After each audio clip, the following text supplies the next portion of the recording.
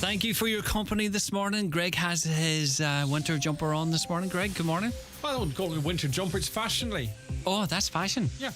You sure? Watched the Beckham documentary? It's similar to what he wears. Oh, you what? I think you said you weren't going to watch it. It was did you? well, the last 20 minutes was on last night, so I watched it. What do you think of the I last didn't one? watch it enough to say. He seems like a nice guy. They seem like a nice couple. I would say it'd be a good story. Do you know if you watched the start of it? Aye.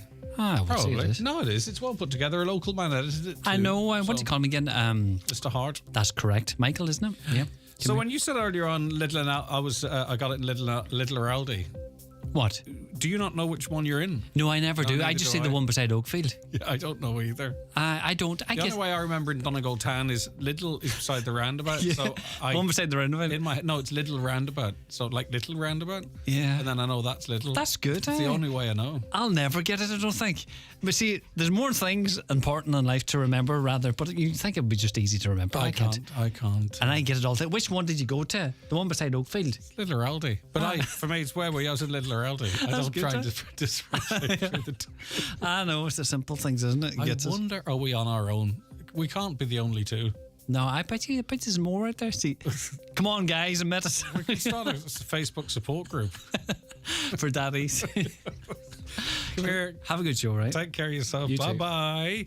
All right, it is 9 o'clock, time for a news update, and it's over to Donald Kavanagh. Thank you, Greg. Good morning. A planned strike by health and social care workers in the community and voluntary sector has been called off. It follows successful talks between unions and government representatives at the Workplace Relations Commission, which finished at 3 o'clock this morning. Around 5,000 people in community and voluntary sectors were due to start industrial action today, calling for equal pay with their counterparts in the HSE. The spokesperson for the Leaders Alliance, Lee Gath, is welcoming the news, but says the decision shouldn't have been left to the last minute. As disabled people, we are very, very angry at the same time because this was left to the last minute. Hundreds of people went to bed last night not knowing if there was somebody to get them out of their bed this morning, not knowing if they would be able to get a drink of water today, not knowing if they would be able to get breakfast this morning or get dressed. The Public Expenditure Minister is facing pressure to explain in the Dáil why there's €2 billion missing in the health service budget for 2024. The Social Democrats are accusing the government of starving the health service of sufficient funding. The party's health spokesperson, Roisin Shortall, says serious questions must be answered. I think there's big questions here for the Minister for Health, but also for Pascal Donoghue, who's the Minister for Public Expenditure, and it's his department that prevented health getting the funding they needed. Overall, of course, it's the government's responsibility from the Taoiseach right down to ensure that we have enough money to meet the health needs that are there in the country. The trial of 33-year-old Josef Puška, accused of the murder of Aisling Murphy, is due to get underway before a jury this morning. 9 men and 3 women were sworn in to hear the case against Mr Puška, who denies murdering the 23-year-old schoolteacher.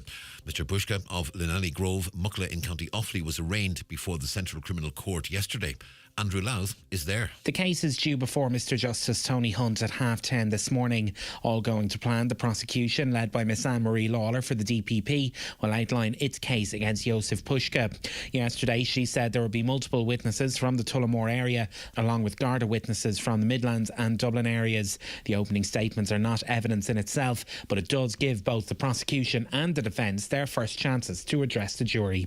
Andrew Louth at the Central Criminal Court. And the first HVO biofuel station in Ireland has opened. Certa in Liffey Valley will offer hydro-treated vegetable oil as an alternative to normal diesel. 5 more stations in the fuel company's network are due to open by the end of the year. And the weather forecast turning wet and breezy today, with rain spreading from the southwest in the afternoon and evening. Top temperatures 10 to 13 degrees Celsius, fresh to strong and gusty east to southeast winds. Staying wet and breezy tonight with heavy rain at times, with a further chance of localised flooding overnight. Overnight lows 8 to 11. Again in a fresh and strong gusty southeast wind. That's Island Radio News. We're back with news again at 10 o'clock.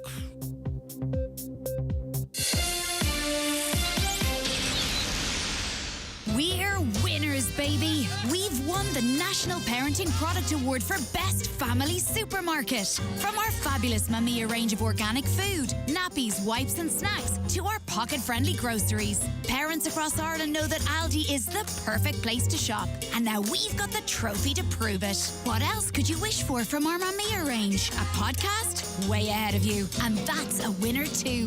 Honestly, we couldn't be nappier. Aldi, every day amazing. The county's #1 talk show, the 9 till noon show on Highland Radio. And now it's time for the talk of the Northwest, the 9 to noon show with Greg Hughes on Highland Radio. Hello, good morning to you. 4 minutes past 9, Tuesday the 17th of October 2023. And this morning, for the first time on the way to work, there was frost on the ground. It is heading into autumn full time now, isn't it, in winter?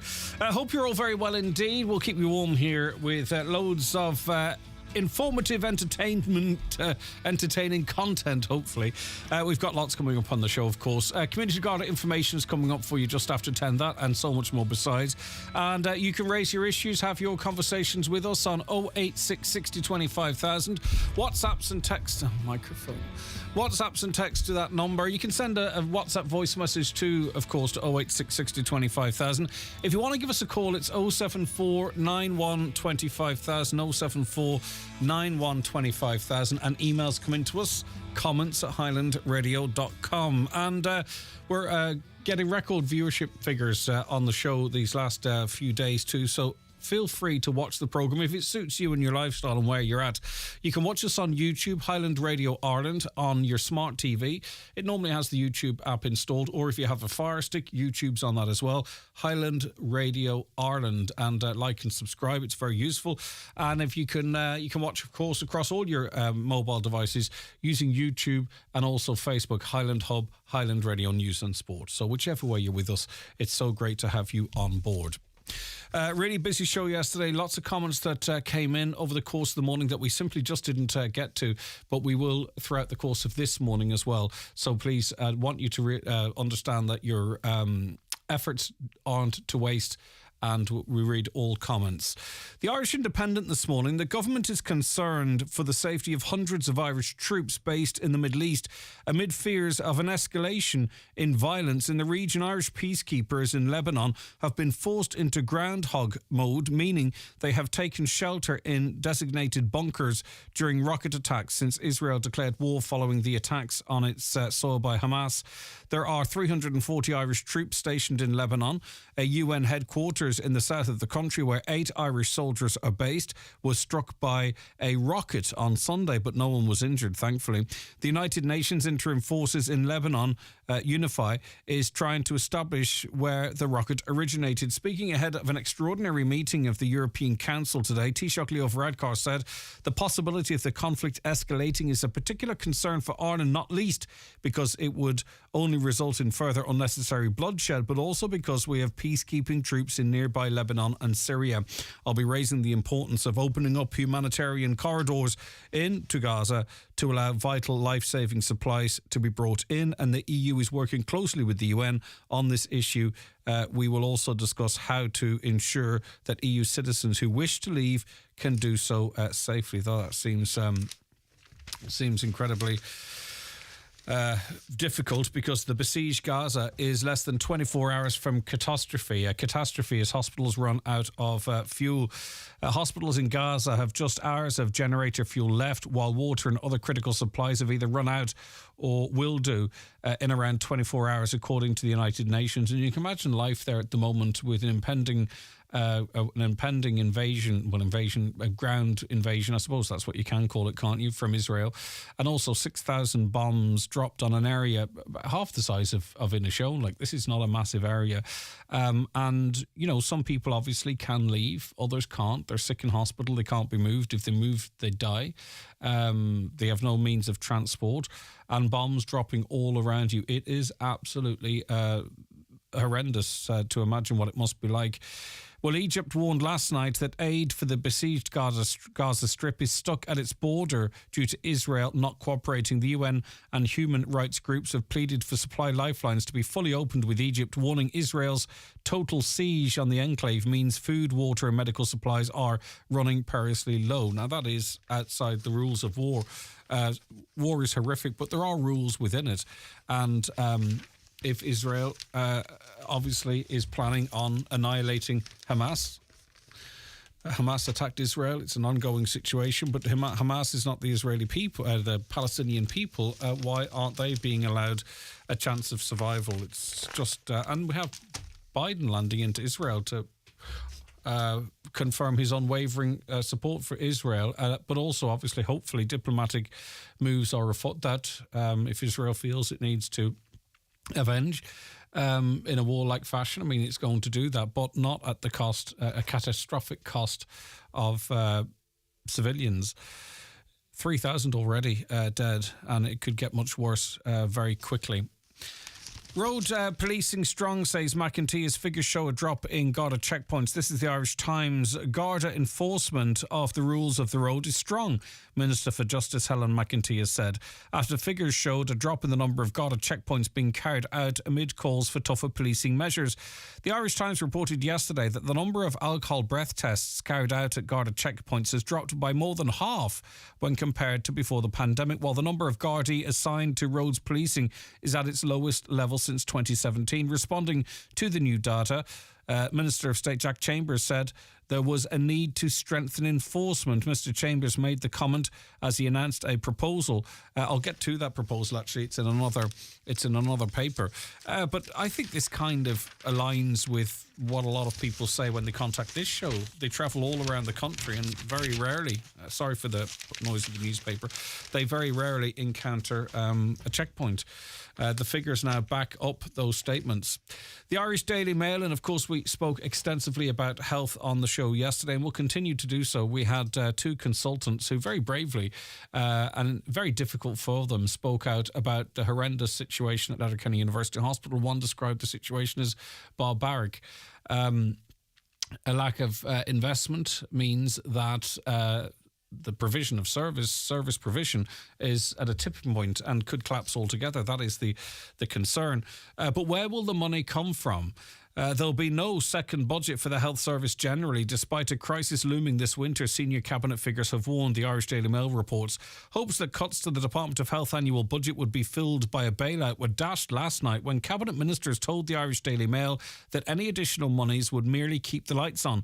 It was revealed you see, the problem is our problem up here is not that it's just keep the lights on, it's to keep half the lights on, because half the lights have already been extinguished, to continue that metaphor there. We're in a dire situation and there's extra investment needed, but the HSE are tightening their purse strings. It was revealed at the weekend that Fianna Fáil Health Minister Stephen Donnelly has told Fine Gael Public Expenditure Minister Paschal Donoghue that it was insane to cut the health budget in an election year. However, stuff the election year, what about people's health? But anyway, however, a minister told the Irish Daily Mail last night the supplementary will be to keep the lights on. There'll be no second budget. This comes as 5,000 workers across voluntary community groups for the elderly and disabled are set to go on indefinite strike today. Thankfully, that's been averted, by the way, though a great deal of stress and anxiety for those who rely on those services was not averted because they only found out this morning that the services that they rely on would be available to them. But it does seem a bit strange, doesn't it, with everything that's going on and with the amount of money we're supposed to have, that spending on health is cut and there's a recruitment freeze ongoing. And as we've been hearing from within Letterkenny University Hospital, things already dire there and no sign of any intervention. That being said, I'm told that Minister Stephen Donnelly, the health minister, will meet with GP representatives and consultant representatives following the coverage of that story. That remains to be seen. And what might come from that, we do not know. We've invited Stephen Donnelly onto the show to comment on that. He's not available because in the cabinet meeting, of course, we invited the local Minister Charlie McConalogue onto the programme, extending the hand of goodwill and friendship. But as you would know, Minister McConalogue refuses to engage specifically with me on this programme. The Irish Daily Star this morning, this is what I was sort of almost referenced on the front of another paper, and I want to know what you think. Tougher penalties could be on the way for drivers who break road rules on bank holidays, under plans to be considered by government ministers today. At a cabinet meeting in Dublin, new plans will be considered by Junior Transport Minister Jack Chambers. The meeting comes after another weekend of carnage on our roads. 6 people were killed over recent days, which included 2 motorcyclists in separate crashes in Roscommon Roscommon and Kerry. It comes just weeks after Mr Chambers announced that a speed limit review had recommended cutting speeds on many major roads. Under the proposed legislation, motorists who commit traffic offences like speeding on bank holiday weekends will face higher penalty points. Under the new Road Traffic Measure Bill 2023, powers would be granted to a minister to vary the number of penalty points during specific times when road safety risks are higher. But would that make much difference? Like, if you were going to introduce something, like there are other countries that do it differently. So if you're caught speeding, depending on what it was, you'd be fined 600, 700 euro. That would stop people speeding, wouldn't it? Or I think it might be Sweden has a system, and I'll double check, but I believe it is, I read somewhere, has a system whereby if you are caught speeding, you're banned from driving instantly for a couple of weeks or a week or a few days. I mean, would that be enforced? I don't know, because we heard earlier on about the lack of checkpoints and what have you. But do you believe that we need staggered penalty points dependent on bank holidays? Would you like to see other measures such as higher fines, which I think probably would be more effective, or indeed, like we see in some other countries, instant bans, short period bans if you're caught speeding? And you'd have to categorise it. We're not talking maybe 55 and a 50, probably 120 and an 80 or something like that there. What do you think needs to be done? 08660 25,000, or do you believe this is an overreach by government? The Irish Daily Mirror: a man yesterday formally denied murdering school teacher Ashleen Murphy. Josef Puska, who's 33, replied through an interpreter not guilty when the charge was put to him at the Criminal Courts of Justice complex in Dublin yesterday. The accused, who wore a grey suit and a cream shirt, will now stand trial in front of a judge and jury of 9 men and 3 women, which was selected yesterday. The trial, which jurors heard may last as long as 5 weeks, is expected to begin this morning in front of Mr Justice Tony Hunt. And finally, the Irish Sun must have been late to press yesterday, because this is news that broke late in the evening. 2 Swedish football fans were shot dead in Brussels last night in a suspected revenge attack by an alleged terrorist. The horror attack came before Sweden played Belgium in a Euro 2024 qualifier in the city. The match was abandoned at half-time as the players reportedly refused to return after the break. The crowd were told to stay in the stadium, but panic set in when word spread of the double killing 5 kilometres away, and many terrified fans fled with the killer still on the loose. The gunman was travelling on a moped and was heard shouting Aluba Akbar, an Islamic phrase for God is the greatest. And such is the way social media is now. Prior to this attack, he posted a video on social media identifying himself, his allegiances, and stating his sick, twisted motivation for what he was about to do. And also the videos circulating of him chasing down these fans and also escaping on a scooter. He was apprehended this morning and shot. I'm not sure if he was shot dead or not, but the weapon which he used to kill 2 people was recovered. And the understanding is at this stage that incident, his motivation or his justification, though there can be never any justification, but I hope you understand what I'm saying, is that apparently in Sweden a lot of Qurans are being burnt and what have you, and it's not related to the instance, the situation in the Middle East. It's an internal Swedish situation. Right, so as you would know, we were talking extensively about health yesterday, and lots of you messaged in, and I want to just make sure that we give those messages the platform. I'm waiting for a new knee in June, says a listener. I got an x-ray on my hip. I need a new hip. Just off the phone to the waiting list. I was told it will be over 4 years before I see a doctor about my hip. Well, sounds like if you can come up with money in advance for your credit union or your savings or whatever it might be, a perfect example of the cross-border scheme, because there's no way you can endure 4 years with the need for a new hip. Another caller says, I was at the hospital yesterday morning. I had to be there for 8:30. I was there at 8:15 in the car park when I got the call to say that my procedure was cancelled. I took the day off work and everything. Another caller says, good morning. As long as I can remember, the Letterkenny University Hospital has been under-resourced and seems to be the poor relation of the HSC. Now it's become critical. Imagine that it's got to the stage that 78 GPs and 11 consultants have had to go public on this. What is our Taoiseach and Health Minister saying, and more importantly doing? What about our local TDs? Quiet again, Bob Podrick McLaughlin. I fear that some tragedy will happen due to government and local TD inaction, and sadly only then something might be done. I try to avoid the forgotten county narrative, but all the evidence would suggest that we are. Now, when you say, I fear that some tragedy would happen, if you listen to the words, and this, I don't mean this preachy, it sounds like I mean it preachy the way I started speaking there, but if you listen to the words of the GPs and also the consultants, they are, we heard from one consultant yesterday who says that if you're lucky enough to get out of the emergency department, there's a possibility you could deteriorate because of the facilities that are available. That's a tragedy.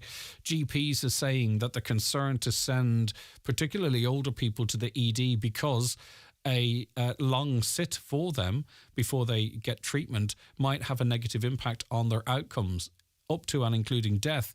That is a tragedy. So unfortunately, we are already seeing tragedies. And I'm not correcting you. I hope you understand that. I think cancer patients should not have to go and sit for 6 hours or sit for hours, among sick people in the AED, pump away at money to LUH, but a lot other stuff needs addressing. Yes, of course, and that's an issue we've raised on this programme through the testimony of listeners having to access cancer care.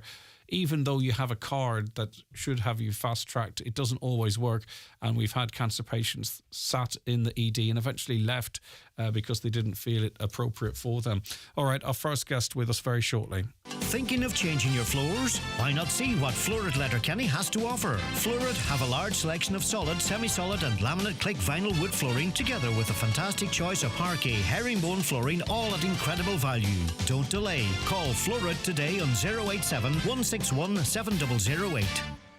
No matter who you're shopping for this Christmas, Michael Hinney's has the perfect gift. Whether it's a new coat for the man in your life, a timeless piece of jewellery for your significant other, a designer handbag for mum, or a cosmetics gift set for the beauty enthusiast in the family.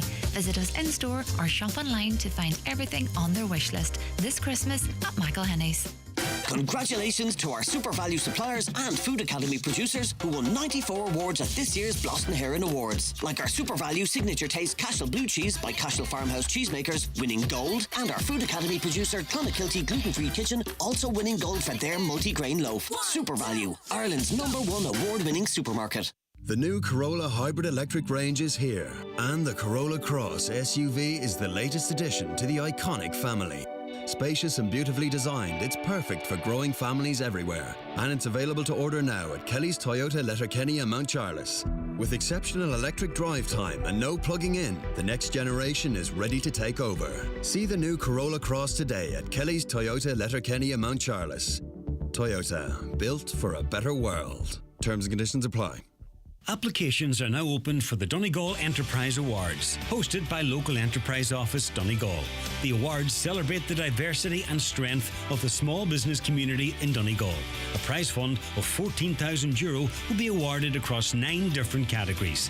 This is an excellent opportunity to promote and showcase your business. Apply before Monday the 23rd of October at 12 p.m. via localenterprise.ie/Donegal or email info@leo.donegalcoco.ie for more information. Join Highland Radio's outside broadcast team this Thursday afternoon from 2:40 in the Letterkenny Credit Union for their final car draw of the year. 2 lucky Letterkenny Credit Union members will each win a brand new Toyota Yaris Cross. A number of cash prizes will also be given away. So tune in this Thursday from 2:40 to hear if you're a winner with Letterkenny Credit Union.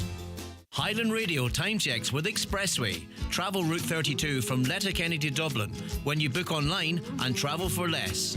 Expressway, bringing you the time at... The time now is 9:23. We're joined on the programme by Tony O'Brien, former Director General of the HSE and columnist at the Sunday Independent. Tony, thanks for your time this morning and good morning to you. Good morning. We'll talk about funding for the HSE more generally. Given the sort of narrative that we hear about the amount of money that's available in the country and the importance of this, that and the other, can you get your head around the justification for the government not funding the HSE as even Stephen Donnelly, the Health Minister, might want, especially with and it shouldn't come down to this, but especially with an election looming? Well, actually, it's pretty baffling. The numbers that were injected in the budget last week are totally unrealistic.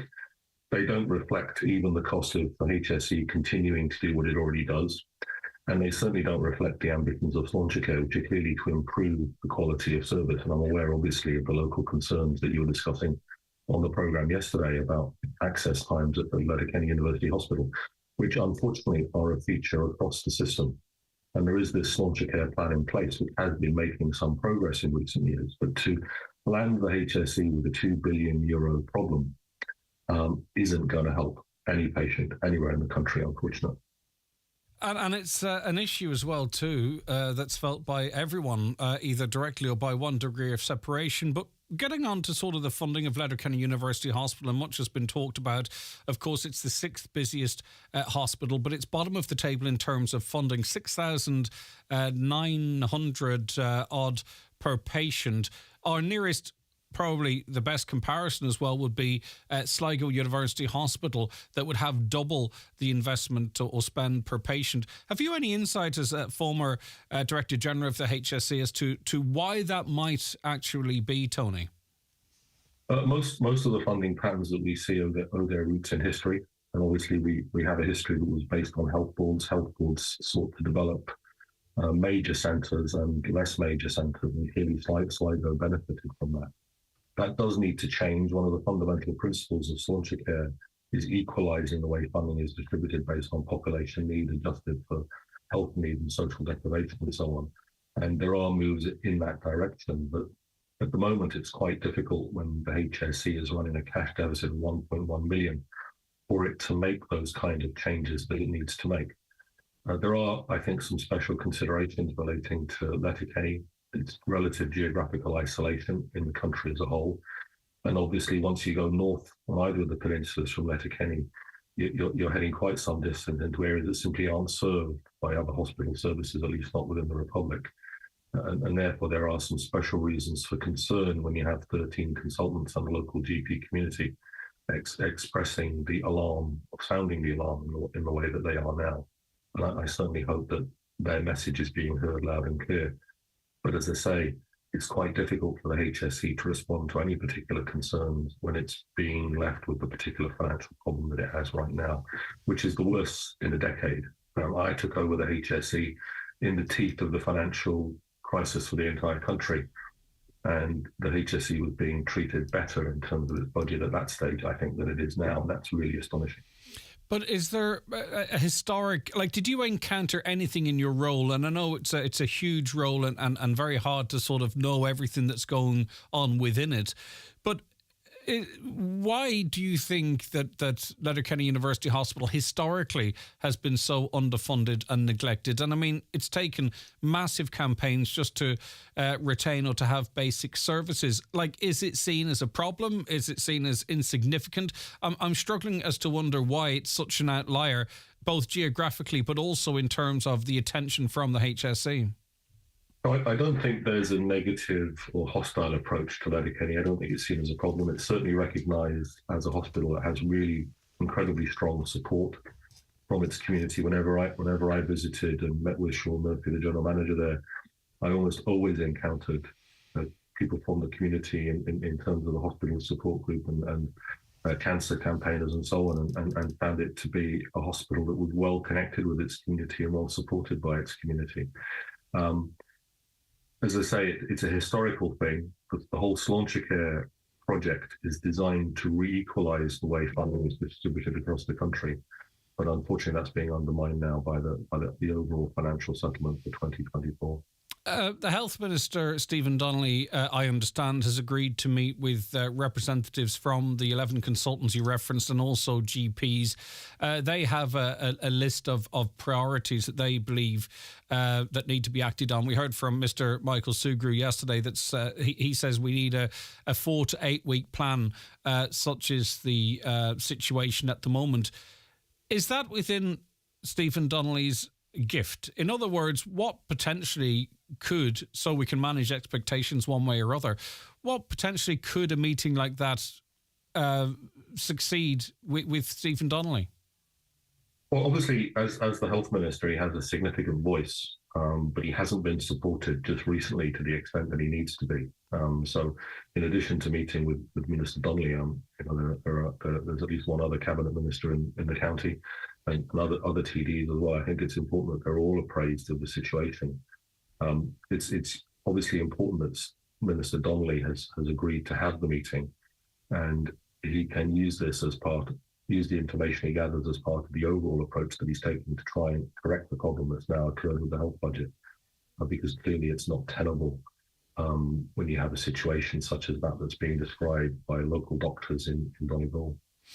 Is Minister Donnelly's position tenable, do you think? Because and obviously he can't speak publicly, but I think it would be very interesting if he ever writes a book to read his account of this period of his political career, because I'd imagine he's not happy.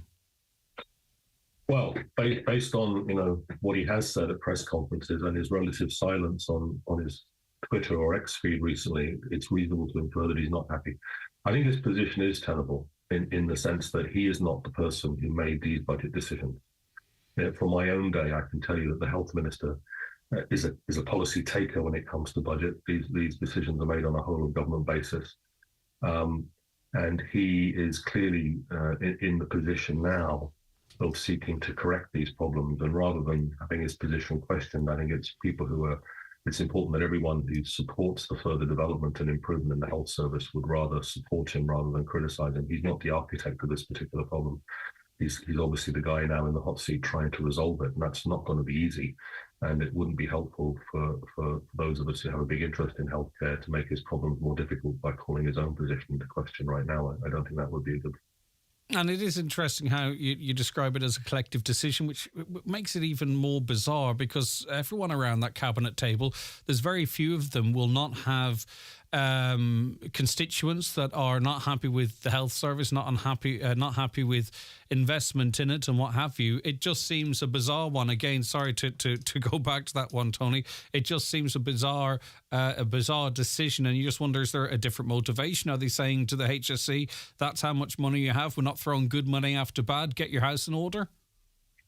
Well, let's take that head on, this narrative about good money after bad, and this notion that's put about by government ministers that we're a high spender on health. If you look at the spend per capita on healthcare in Ireland, we're in 11th place out of 15 Western European countries.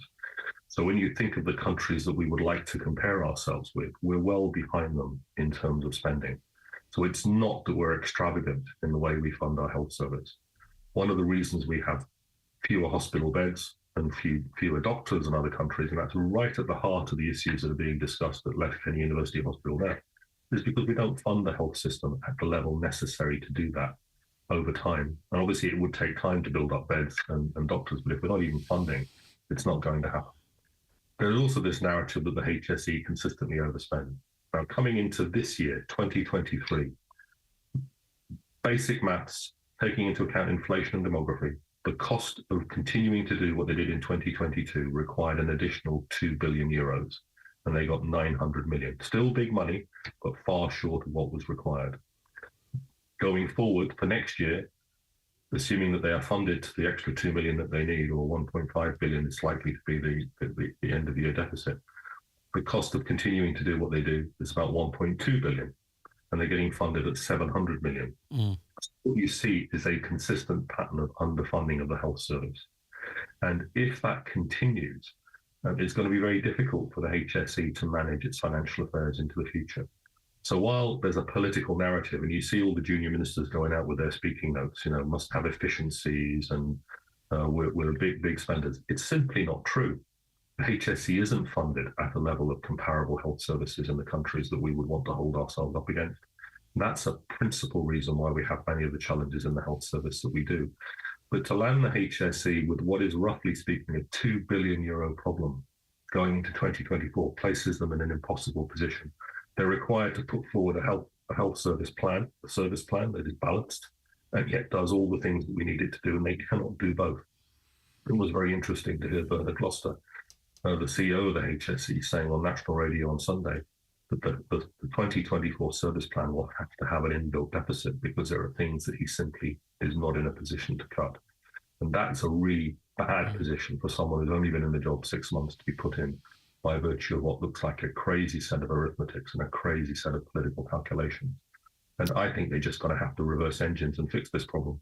Yeah, but even this morning, reiterating that they aren't inclined to do so, and you just wonder what it means, because we also know, Tony, that not universally, but to a great extent, morale is low. Retention is difficult within the health service. There's that freeze on recruitment.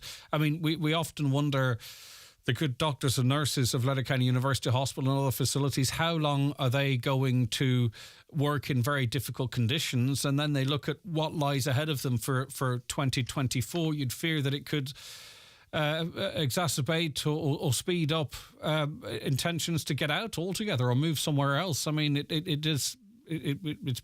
they may feel it's pretty hopeless. Yeah, they're not being sent a very good signal right now. And it's a very poor reward for the service that we saw up and down the country, including in Letterkenny, during the emergency phase of the COVID pandemic, a pandemic which, might I add, is not yet over. So this is hardly the right way to encourage people to come and work in the Irish Health Service. And because of its geographic location, Letterkenny obviously has particular advantages and challenges in that regard. They're very creatively emphasize the ability to go surfing and all that type of stuff, but it's still a difficult place to recruit staff to because of its geographical location, and none of this helps. So before every political U-turn, we see lots of protestations that there's no going back. So I wouldn't be overly influenced by the fact that we're seeing resolute statements that they're not going to revisit this. They have to revisit this. Okay. They simply can't allow, for the entire budget arithmetic of the country, they can't allow the health service to wander into 2024 on track for a $2 billion deficit. Not good for health, not good for economy, not good for politics, not good for our sense of well-being as a people. Tony O'Brien, thank you so very much for joining us. Tony O'Brien, former Director General of the HSE and columnist at the Sunday Independent, of course, headed up that organisation, so has a great understanding of it. I was in Letterkenny 3 weeks ago at the hospital. I waited 22 hours for a bed and travelled from Carndonagh. Is it time there was a hospital in Inishowen? St Luke's Kilkenny Hospital that get the lowest funding in the country, also the most efficient with the lowest ED wait time. So it's not about how much money the hospital gets, it's about efficiency, and Letterkenny Hospital is just not being run efficiently at all. Well, I'd have to have a look at the figures there just in terms of how many patients they deal with and what have you. Greg, good to hear Betty Holmes on, and she still hasn't lost her passion for a hospital. Brings back the memories of when we brought an estimated 15,000 people onto the streets, and RTE reported it as 6,000. Probably needs to happen again. Thousands are used for public transportation on sending patients from A to B and home on discharge when they have no way home in the early hours. Are the lights on yet at the Polestar, by the way? I think it was mentioned in our interview yesterday that they're going to be switched on in the afternoon. And my apologies if you're listening in Donegal Town or Dunloe or Carndonagh and you're not going anywhere near Letterkenny and you're going, well, why is he talking about a set of traffic lights miles from where I am? But obviously, many thousands of people will travel through that roundabout today, as they do every single day. Massive amounts of people. And it is a gateway through to the west and what have you of the county. Are they on yet? How are they working? Let us know. 086 60 25,000. Watch the show live now on YouTube, Facebook and at highlandradio.com. It's the Right Price Tiles and Wood Flooring biggest ever sale. Up to 50% off everything in store. All tiles, all wood flooring, all outdoor slabs, cladding and bathware. Everything slashed in price. This sale is not to be missed. Right Price Tiles and Wood Flooring biggest ever half-price sale extended until Sunday. Harkins have been providing customers with quality fireplaces, stoves and electric fires for over 30 years. And now you can experience the elegance of luxurious worktop from Harkins. Their experienced craftsmen can fabricate marble, quartz or granite worktops to your specification. So, if you're planning a new kitchen or bathroom or upgrading your existing one, Harkin Fireplaces can provide a quote for your quartz, marble or granite worktop. Visit their showroom in Ballybogan, Lifford or call 9141109 or visit them online at harkinfireplaces.ie. On the farm, there's always something different to do, and a quad bike can be your best friend. But if you're not properly protected and trained, it can be your worst enemy. Too many quad bike incidents on farms have ended in tragedy. From the 20th of November 2023, it will be compulsory for quad bike users to wear helmets and undergo appropriate training. Find out more at hsa.ie/farm safety, an initiative of the Government of Ireland. Some cars pass by unnoticed, and others catch your eye. There's something about them, something different, something that just speaks for itself.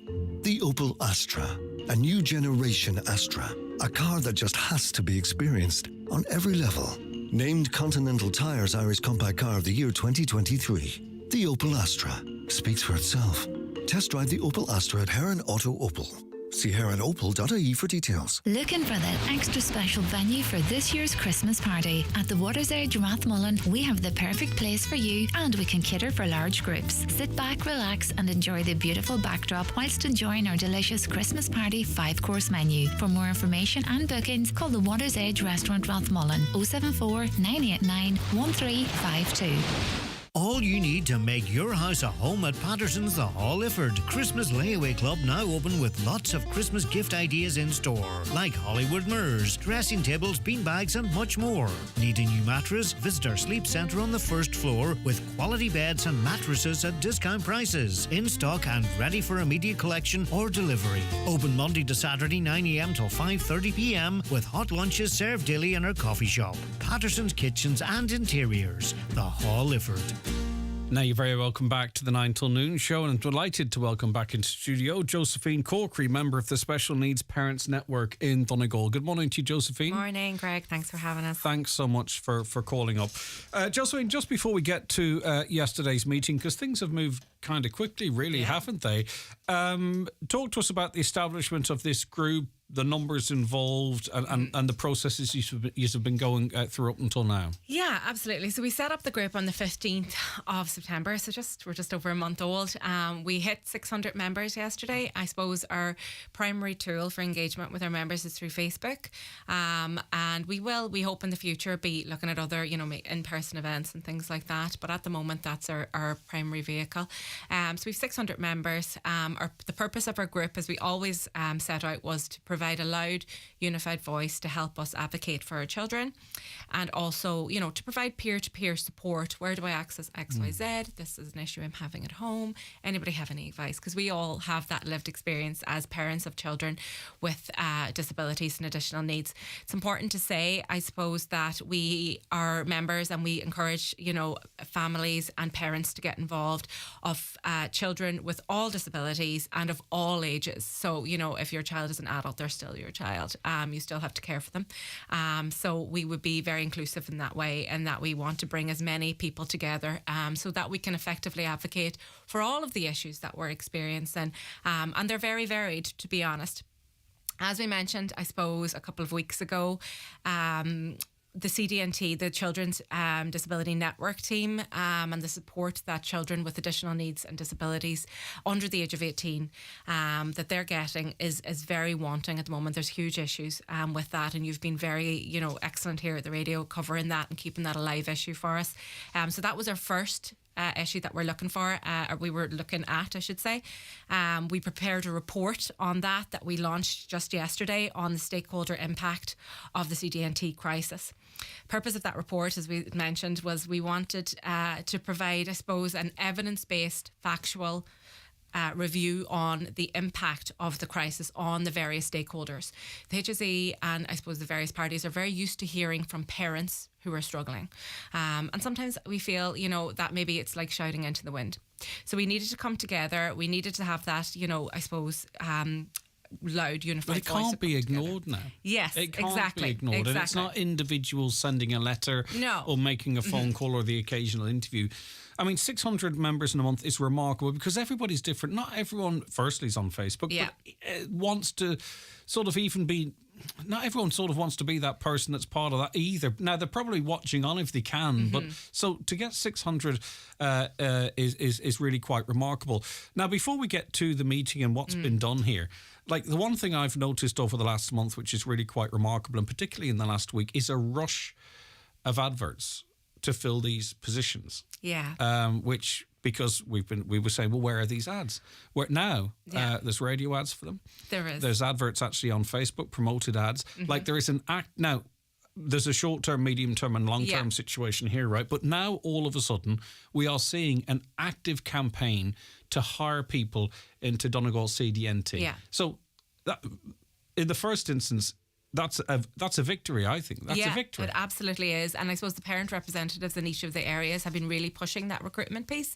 And we spoke to the HSE yesterday, and you know, there's a lot more happening on the recruitment piece. There absolutely is. There's a lot of, you know, work to try and get the message out there, to try and attract the individuals that we need into the CDNT teams, those talented, experienced, really valued individuals. So there is absolutely work going on there.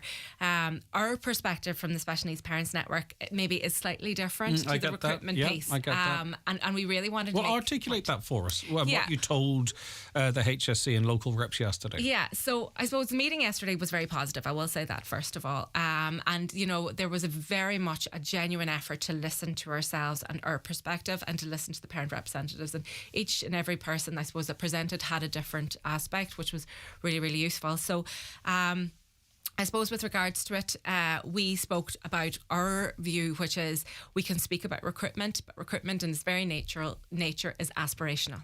We hope to be able to recruit. And, you know, we would have concerns, I suppose, as an organisation, Greg, that the supply is very low out there. So, you know, our concern and our primary, I suppose, focus is recruitment takes time and our children cannot continue to wait. So we presented 4 interim emergency measures to the HSE yesterday. We had surveyed our members on them, and we got a lot of feedback from individuals who have children with disabilities and additional needs as to what would help them right now and in the next 6 months and in the next 12 months when we're waiting for recruitment and, you know, supply to increase. So those 4 measures were, first of all, a clear pathway for children to access equipment from the HSE. That needs to happen ASAP, and the HSE committed to come back to us within 7 days. And that's people who are outgrown a wheelchair or don't have access to one. And so that's just so people know that what equipment is second. Exactly. So wheelchairs, standers, you know, orthotics, anything that, you know, even communication devices, things like that. Anything that helps a child lead a functional life. And the cold reality of it is there are children out there who have orthotics that are too small for them, that are cutting into their ankles. Now, what's orthotics? Orthotics are like splints. Okay, get you. Or a lot like an AFO would be kind of a leg brace. Understood. I know exactly so what it's you're like on a about plastic leg brace, and if that's not fit correctly, it's fit for each individual child. If it's not fit correctly, it will cause you a lot of pain. Okay. What was the feedback in relation to that strand 1? Yeah.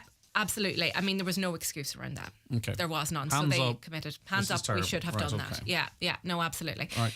The second one was around urgent redeployment of trained and experienced clinical therapists from other areas, because you see, I suppose something we're worried about is, well, first of all, we have children who, and some of them fed into a report. There's one child in particular that we had a statement from his parent.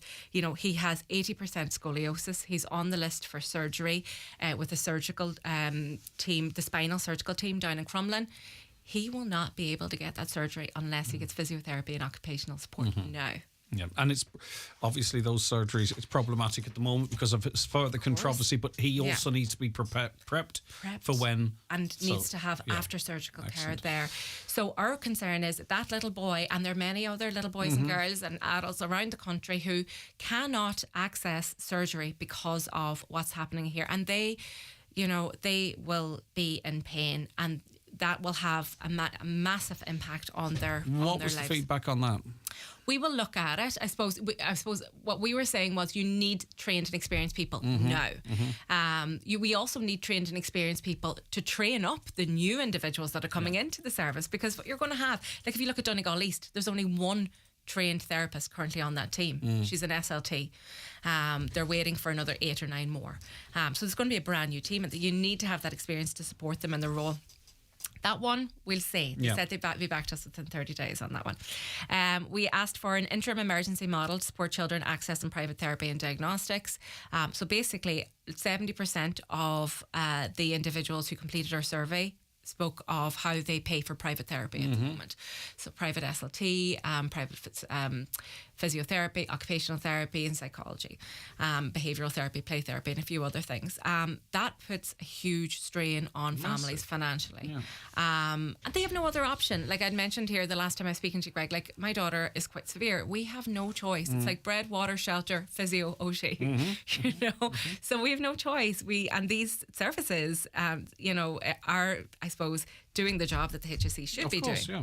Plus, the budgets are unspent at the moment. We're not asking the HSE to spend any more money here with any of this. So that was something that we spoke about. They're going to revert to us within 30 days. Again, to see if there's some way they can assist parents in that. So and there are. Okay. There are. We spoke to them about models that are currently out there that can just be replicated. Because what we hear is, oh, what about governance? Or what about car? Or what about this? And what about that? And you're like, you know what? Let's just put the child at the centre of our conversation and think about what does the child need.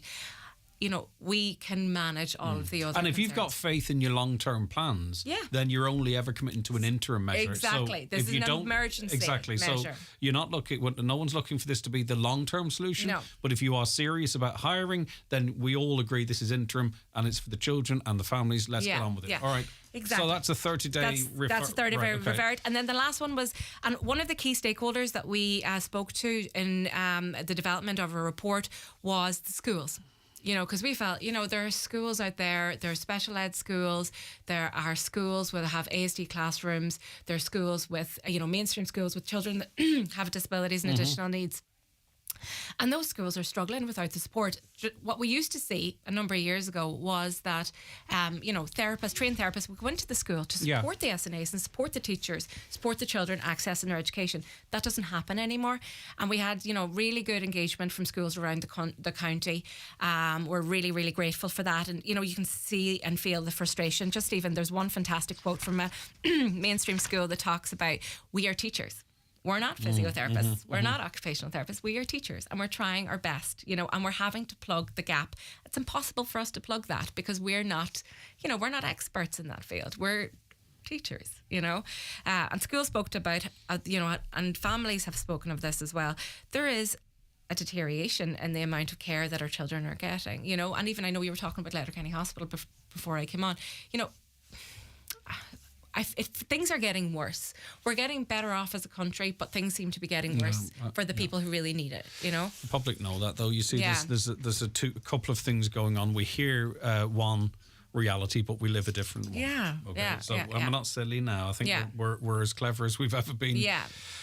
Right, okay, so what response did they give to item 4 there? Yeah, they said they would look at that and they'd be back to us within 30 days. So we're very fortunate. They said that they would be back to us, you know, in terms of, you know, we can measure when they'll be back to us. We will, you know, make it very clear and, you know, get the feedback back to all of our members and the general public about what the HSE are saying to us about the feasibility of these measures. Everyone is watching. You know, the schools are watching, the other stakeholders. We engaged with ex-CDNT colleagues who spoke about the really difficult working conditions and what could be done to support. And this is part of this is to support those that are currently there who are overstretched and stretched. And I hope they get that. I think they do. Yeah, they do. This is not a criticism of the staff of the CDNT. Definitely say, not. Right, we know the work you do. You need backup here. Yes, you know? And we spoke about that. Like we were there yesterday to speak about how valuable the CDNT services are. So, Josephine, we're going to have to do another update in 30 days, but there just is no doubt that things are a little bit different now. Things are Obviously, moving. you know, we have to wait and see what is achieved. But I know, and maybe it's just anecdotally, I know that there are people that have contacted me since this went big that all of a sudden hadn't heard from certain organisations for 6 months, and they got a letter to say, you know, hello, exactly, here we are. Exactly. So, you know, now I'm not sure that could just be pure coincidence. I know. But between the jigs and the reels, there's a very important meeting that's taken place. There's some acknowledgements of situations and some commitments, and we're going to come back to this in 30 days. But I think compared to where we were at, we're getting something's happening. Yeah, we are. There's something, because I know this, as I say, I know there's a huge push in advance to that meeting to get ads out. Yeah, So that in and of itself shows that someone is remarkable. Yeah. Okay. So, and I want to congratulate likes yourself, Josephine, and all of those involved in this. you can't pat you on the back yet. No, but my not point that we is haven't that delivered yet. 600 families come together, and they can't be ignored. And this is what it's all about. And I think it's remarkable. Were you happy with the political representation at that meeting? Very much so. Yeah. Okay. No, they were all there, which we didn't actually expect initially. But yeah, no, they were all there, and they're very supportive of it. And I guess we did speak about how this will be an election issue. Mm-hmm. So absolutely. So the old election issues are piling up. They are. They're going to have a busy year. Piling up around here. Listen, as I say, thank again, you so much. Well done, Greg. Josephine, Thanks to so you much. and all involved. Brilliant. Thank you. All right, okay. That's Josephine Corkery, there, member of the Special Needs Parent Network in Donegal, with an update on the outcome of that meeting yesterday. We'll wait 30 days and see where we are then. There is a word, a small word of great power. We add it to other words, to mentor, to scholar, to leader, to captain and guardian. It lives with friend and belongs with comrade. And most of all, it fits naturally with kin. A word that describes a whole world. That word is ship. Be more. Join the Irish Naval Service at navy.ie. Enhance your skills with SafeTech's part-funded training programs. At SafeTech, we provide courses including first aid, roadworks, people moving and handling, confined spaces, electrofusion and machinery training for Ireland and UK sites. Also online programs such as water hygiene, construction supervisors, safety reps and much more. If you have a group for training, SafeTech will go to you. Contact SafeTech today at safetech.ie and take the first step towards upskilling and safety compliance. Get more, pay even less. Download the Lidl Plus app now. Tap to activate your coupons and cut costs with exclusive super savers, like 44% off Gala apples, now 99 cent, and Board B approved chicken breast fillets, worth $7.35, now $5.79. Just scan those Lidl Plus coupons at the till. Go on, get more, pay even less. Go full Lidl today. Have you heard about Green Skills courses from Skills to Advance? They're micro-qualifications designed to develop the skills employers and employees need to address key environmental sustainability issues in the workplace. They're highly subsidised and available now through education and training boards nationwide. So why wait? Contact your local education and training board or visit skillstoadvance.ie. Skills to Advance. Boost skills, boost business. Brought to you by Solus and the ETBs, an initiative of the Government of Ireland. Don't miss the most heartwarming film of the year. The Miracle Club. Congratulations, you're coming to Lourdes. You can't go. What'll I do on me own? Go back to bed. Starring Laura Linney. I'm in a place I swore I would never come back to. Academy Award winner Kathy Bates. I never hated you more than I loved you. And Academy Award winner Maggie Smith. Even when you don't believe, there's always hope. The Miracle Club. In cinemas now. Rated 12A. Highland Radio weather updates with Ireland West Airport, where you can now fly daily to London Heathrow with Aer Lingus and connect via Heathrow to over 80 destinations worldwide, including Boston, New York and more. Okay, so turning wet and breezy today. Dry to start with, but rain will spread from the southwest through the afternoon and evening. Highest temperatures of 10 to 13 degrees in a fresh to strong and gusty east to south east wind. It'll continue wet and breezy tonight, with rain heavy moving northwards, bringing a further chance of localised flooding overnight. Temperatures overnight much milder than last, 8 to 11 degrees, but a lot of rain on the way. And orange rain warnings for the south of the county as that storm bears down. All right, you are tuned to the 9 till noon show here in Highland Radio. Coming up after 10 o'clock, we have Community Garda information, where you hear the latest appeals and information from An Garda Síochána first. And as always, you can watch that too on our YouTube channel, Highland Radio Ireland. Okay, we're going to take a break for the news because we had an awful lot to pack in there in the first hour. The news and obituary notices with Donal on the way. And then, as I say, we're back with more on the 9 till noon show thereafter. Every Volvo made goes through a rigorous quality check process before it leaves the factory. Every pre-owned Volvo available through our Volvo Select program goes through that same process again, with all the quality, power and guarantee you expect from Volvo. Own a pre-owned all-electric Volvo C40 or XC40 Recharge with a minimum 12-month unlimited mileage warranty and Volvo assistance as standard. Get used cars recharged at McGinley Motors. Search Volvo Select or visit volvocast.ie. Terms and conditions apply. Are you building a new home? Building requirements state that you must install a radon barrier. At FF Radon Systems, we supply and professionally install the fully certified barrier. For more information, call Liam at FF Radon Systems on 086 833 2749. More and more people are moving to rural Ireland, but we're not here in Donegal for a slower pace of life. We're here because rural Ireland is alive. Brimming with ideas and energy. The only thing holding us back is slow broadband. It's cat. Pure glacial. So why wait? Imagine broadband speed gives us the freedom to connect without compromises. Imagine Broadband is connecting homes and businesses in your community right now. For better service and faster broadband faster, switch to imagine.ie. Imagine. Faster broadband faster. Subject to location and availability. Teagasc are holding a sheep seminar on Tuesday 17th of October at 7 p.m. in Milford Mart. Speakers Tim Keaty Teagasc, Nick Garvey Vet, Shane Jennings and Morgan Lane from Animal Health. Livestock demo, live fluke demo, scab control, dipping, dosing, ram management and more on the night. Love the convenience of shopping for everything you need in the one place. Why not visit Michael Hinney's department store, stocking your favourite brands across fashion, home and beauty, including Tommy Hilfiger, Barbour, Gant, Columbia, Ralph Lauren, Superdry, Vero Moda and Valentino, as well as the most sought after and niche beauty brands. Shop in store or online at michaelhinneys.com.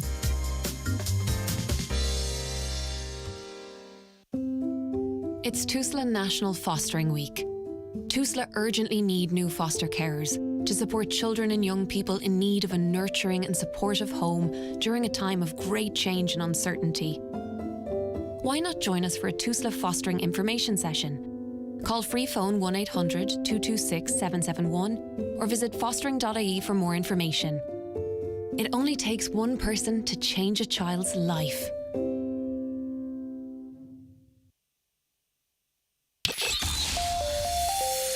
Live, on air, online and on the Highland Radio app. This is Highland Radio News. Good morning, it's 10 o'clock. Donald Kavanagh at the Highland Radio News Desk. A former head of the HSE says it's important and significant that Health Minister Stephen Donnelly has pledged to visit Letterkenny University Hospital and meet with GPs and consultants in Donegal, both of whom have written letters to him in recent days, expressing concern at problems in the emergency department and the wider hospital in Letterkenny. On the 9 till noon show today with Greg Tony O'Brien, who headed the HSE in the late 2010s, said that it's significant that Minister Donnelly is coming. However, he said Minister Donnelly is just one minister in a cabinet that has full responsibility for the health service. With regards to Letterkenny, Mr O'Brien said he doesn't believe that Letterkenny is treated hostilely by the minister or his department. I don't think there's a negative or hostile approach to Letterkenny. I don't think it's seen as a problem. It's certainly recognised as a hospital that has really incredibly strong support from its community. Obviously important that Minister Donnelly has agreed to have the meeting, and he can use this as use the information he gathers as part of the overall approach that he's taking to try and correct the problem that's now occurred with the health budget, because clearly it's not tenable when you have a situation such as that that's being described by local doctors in Donegal. A planned strike by health and social care workers in the community and voluntary sector has been called off. It follows successful talks between unions and government representatives at the Workplace Relations Commission overnight. Around 5,000 people in the community and voluntary sector were to have started industrial action today, calling for equal pay with their HSE counterparts. Spokesperson for the Leaders Alliance, Lee Gath, has welcomed the news, but says the decision shouldn't have been left until the last minute. She said many people went to bed last night not knowing if they'd have support today. As disabled people, we are very, very angry at the same time because this was left to the last minute. Hundreds of people went to bed last night not knowing if there was somebody to get them out of their bed this morning, not knowing if they would be able to get a drink of water today, not knowing if they would be able to get breakfast this morning or get dressed. The trial of 33-year-old Josef Puszka, accused of the murder of Aisling Murphy, is due to get underway before a jury this morning. 9 men and 3 women were sworn in to hear the case against Mr. Pushka, who denies murdering the 23-year-old school teacher. Mr. Pushka of Lenani Grove, Muckla in Offaly, was arraigned before the Central Criminal Court yesterday, and Andrew Louth is there. The case is due before Mr. Justice Tony Hunt at 10:30 this morning. All going to plan. The prosecution, led by Miss Anne-Marie Lawler for the DPP, will outline its case against Joseph Pushka.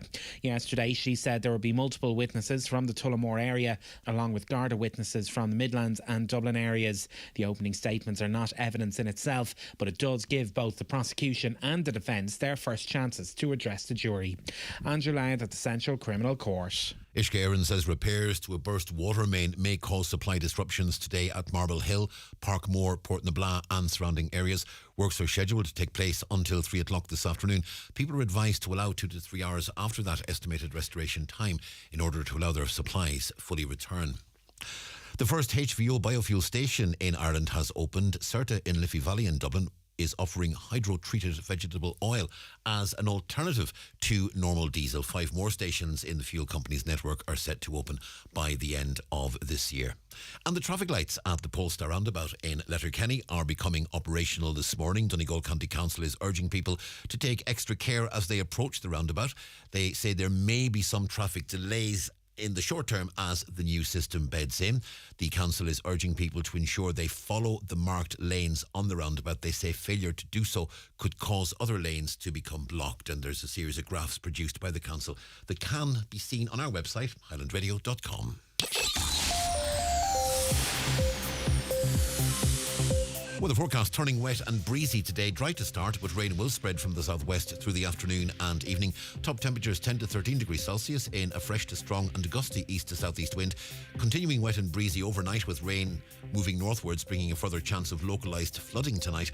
Clearance of that rain will be followed by a short break, but then more rain later on with lowest overnight temperatures 8 to 11. Again, a fresh to strong and gusty southeast wind. Tomorrow, Wednesday, starting cloudy without breaks of rain, turning heavy at times. It will dry up though by evening in the southeast, becoming mainly confined to the east and north in terms of the rain. Milder than recently. Top temperatures tomorrow 13 or 14 degrees Celsius. Again, fresh to strong southeast winds, but they'll ease later. And that's Highland Radio News. We're back with news again at 11 o'clock. Regular updates on our website, highlandradio.com. But from the news team, good morning.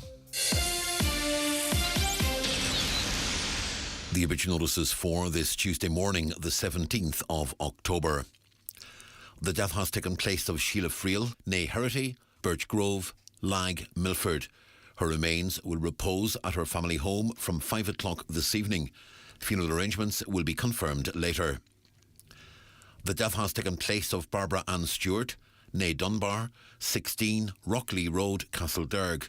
Service of thanksgiving for the life of Barbara will be held in 2nd Castlederg Presbyterian Church on Thursday afternoon at 2 o'clock, followed by interment in Castlederg New Cemetery. Family flowers only, please. Donations in lieu of desired to Macmillan Nurses and Chest, Heart and Stroke made payable to Robert Armstrong and Son Funeral Directors. The death has occurred of Dorothy Alcorn, 2 Bluestack Drive, Drimmerone, Letterbarrow. Her remains will repose at Gallagher's Funeral Home, Station Road, Mount Charles, today from 5 o'clock until 8 o'clock.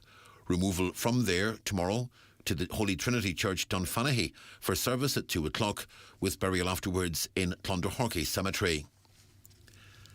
The death has taken place of Jerry McGoldrick, 33 Westland Avenue, Derry. Funeral from his home tomorrow morning at 11:20, going to St Columba's Church, Long Tower, for Requiem Mass at 12 noon, with interment afterwards in City Cemetery. Family flowers only, please. Donations in lieu of desired to the Foyle Hospice. Family time, please, from 10 o'clock tonight. The death has occurred in Bonnyrig, Scotland, of Teresa Quinn, mother of Sean Quinn, Letcher Kilmacrennan. Funeral Mass will take place tomorrow morning at 11:30 in St David's Church, Dalkeith, Edinburgh, with interment afterwards in Cockpen Cemetery, Bonnyrig.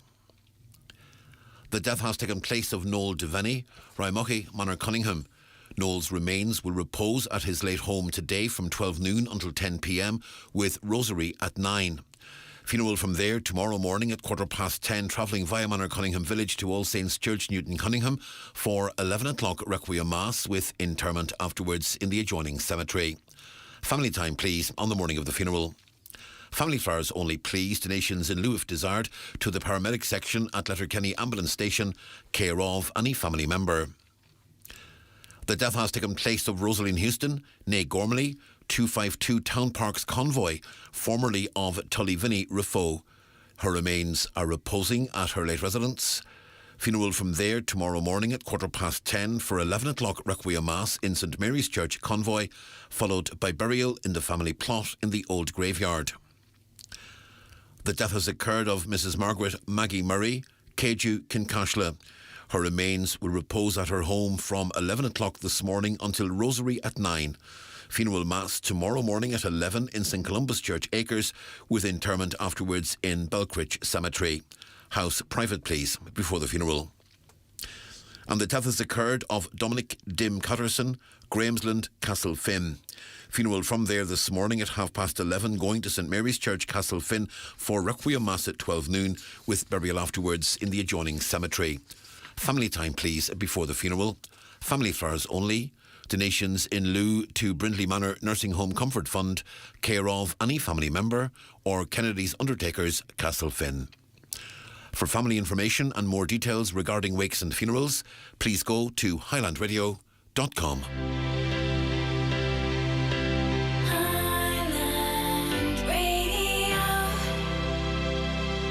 My perfect escape would be... a city break, somewhere with loads to do. nothing. Just relax and go. Out? Dinner and drinks in the hotel before heading? To bed. Nice and early for an amazing night's sleep. At Maldron Hotels, we provide you with everything you need to escape your way across Ireland and the UK. Save on every room, every night when you book direct with Click on Maldron at maldronhotels.com. The county's #1 talk show, The 9 till Noon Show on Highland Radio. Good morning to you, 9 minutes past 10, Tuesday the 17th of October. You're very welcome back to the 9 till Noon Show. I hope you're all well this Tuesday morning. Coming up shortly, Community Garda information, that's on the way, but I also want to read some of your comments. Hi Greg, I'm currently a oncology patient at LUH. If I call the oncology team with a concern, I'm told to go through the ED. My elderly mother was referred to gynae recently by NowDoc for gynae issues, took her to gynae and was sent to the ED to triage her there. Just to return her back to gynae, protocol only reason given. Why does clear-cut cases for a department within the hospital have to go to ED to overstretched staff? Morning, Greg. Can the names of the politicians be made public who allowed the new contract for the hospital consultants not to be allowed to speak out when they see things that are not acceptable to patients? Thank you. I don't have them, obviously. One cannot make a comparison between Letterkenny University Hospital and St Luke's Kilkenny. It's not that simple, of course. And I just on air, I can't. I don't like to speak without a bit of research. But I'd have to sort of dig into that a little bit. I don't think it's a direct comparison. It's obvious that Letterkenny Hospital is underfunded because Donegal votes Sinn Féin. Same with all services being underfunded. Neglect as a punishment. Well, we spoke to a former head of the HSE that said there was no particular notion against Letterkenny University Hospital. Hi, Greg. My husband Hugh also gets Lidl and Laldi mixed up. He just calls them Laldi. All right, okay. I think they're brothers that own the two of them, so I think they must get on and all. But it's just I can't differentiate. I can once I'm inside because there's different stuff in different places. But in terms of if you say, well, which one were you in, Lidl or Aldi? I think that the government aren't upping the budget for hospitals and healthcare so that the public think it'll be a good idea to privatise the health system. That would not make a lot of sense, though, if that were a strategy. I'm not saying it isn't or is, but it's not a good one. A caller wants to know if we can get confirmation if they're planning on altering the frequency of the traffic lights at rush hour traffic in order to filter the traffic quicker. This is the Polestar roundabout. Well, they're going to be smart traffic lights. They have sensors. But as was said to us yesterday, you're dealing with the same amount of traffic. So anyone expecting all of a sudden a much quicker commute or what have you, some might get that, I don't know, some might not. But they are smart traffic lights. They'll know when the traffic is backed up on one particular approach. That'll take a couple of weeks to commission correctly. Let me see here. Letterkenny Hospital, Mary T on yesterday, speaking of transients in the health sector. There's nothing more transient than the ministers themselves, who are constantly changing their areas. There's no point in continuing any discussion unless there are actual consequences for individuals involved in the decision making. And a graveyard in South Donegal, a birthday party with a bar and all the bits was held in the graveyard. An actual bar, they say, flower arrangements all in white and a walkway up to the grave. This went on for the best part of a day. How was this allowed to happen, and what is the bishop and the parish priests going to do to ensure that this doesn't become a thing in all of our graveyards? Is there no respect for anything anymore? Now, this is... I'm not familiar with this at all. It's in the south of the county, but it almost seems too bizarre to be true. Apparently, a full bar set up in a graveyard. If you have any insight into that, 08660 25,000 or give us a call on 07491 25,000. Good morning to Audrey, Marie and Patricia, as well as Patrick, Dolores, who's watching from Galway. She's down there as part of a David James show in Galway. How are you getting on, Dolores? Good to see still with us, even though you're further south. Beth, Annie, Rosemary, Dahi, all of you very welcome and thanks for watching the stream across our YouTube and Facebook channels. All right, more on the way. It's time for NCBI Bingo on Highland Radio. It's Tuesday, the 17th of October. You're playing on the brown sheet. The reference number is S7. It's game number 42. The numbers are 41, 3, 16, 22, 63, 90, 6, 33, 64, and finally 68. Phone your claim to 9104833 before 8 tonight, leaving your name, contact number and the name of the shop where you purchased your book, and we'll call you back the next working day. Get all your NCBI bingo information at highlandradio.com. For the biggest names in perfumes and aftershaves, visit McGee's Chemist Letterkenny. Dior, Armani and Hugo Boss, Victor and Rolf, Marc Jacobs and Lancôme. Also Gucci, Yves Saint Laurent, Prada and many more. From timeless classics to celebrity favourites, there's a perfume or aftershave for everyone at McGee's Chemist Letterkenny and online at mcgees.ie. Transform your home with a visit to McGinley's Furniture Letterkenny, located at the Portlink Business Park just off the Port Road. You'll find a huge selection of top quality suites, beds and mattresses, also slide robes and custom-made dining and occasional furniture, with prices to suit every budget. See the great choice for yourself at our showroom, McGinley's Furniture, Portlink Business Park, Port Road, Letterkenny. Click mcginleysfurniture.com. Hello there, this is John McNichol inviting you to join me at my music weekend at the Clannery Hotel in Letterkenny. On Friday the 20th of October we have Philomena Begley and Brenton Shine. On Saturday the 21st we have Louise Morrissey and Stephen Smith. And on Sunday afternoon we have Gary Gamble, Sandy Kelly and David James. Come join us for a wonderful weekend. You can pay at the door. We look forward to seeing you there. Hi, Kate Appleby here. Just wanted to let you all know my exciting new autumn shoe collection is available nationwide in all good shoe stores. kateappleby.com. Hope you enjoy my shoes. The Community Garda information slot is brought to you by Sheridan Security Systems, protecting what you value most.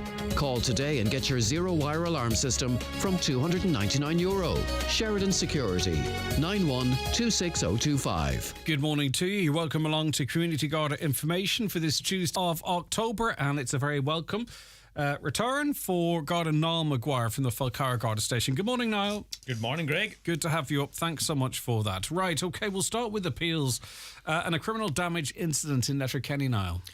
Yes, this happened on Sunday. Now, this is going back a few weeks, Greg, maybe 5 or 6 weeks, but the investigating guard has asked me to mention this morning. So on Sunday, the 27th of August, passed at 1950, which is 10 to 8 in the evening, at Glenard Park, Long Lane. A number of men armed with hatchets damaged 2 English registered parked cars. They caused substantial damage to both vehicles, and then they also went on then to break the windows of the house where the vehicles were parked outside. The men got into a white Volkswagen Golf and drove down Long Lane. So obviously we're very interested in finding any witnesses to this, and with the passage of a few weeks, maybe somebody might have thought more about this and would like to come forward. They can do so confidentially through the confidential telephone number 1-800-666-111, or if they want to speak to the Garda member investigating, call Letterkenny on 074 9167 100. No, I mean, people, because of the violent nature of this, might be reluctant to speak to someone local, and I'm sure you would assure them that it's done in full confidence. But just so people know, if you ring the Garda confidential line, Niall, what happens? It's basically, you have 2 options, Greg. You can actually speak to an operator, or you can just leave a voice message, and whatever you want to leave in that message is fine. Okay, just so people have an understanding of that. Yeah. The next appeal is criminal damage again, and in Letterkenny again. Yeah. A small business premises was the victim of a random attack on the 15th of October, just on Sunday afternoon. Now again, the afternoon, this happened at 20 minutes to 4. A small business premise near the theatre in Letterkenny on the Melton Road. Someone threw a glass bottle and broke a large window pane on this business. So again, my colleagues in Letterkenny are investigating, so they can be contacted on 074 91 67 100.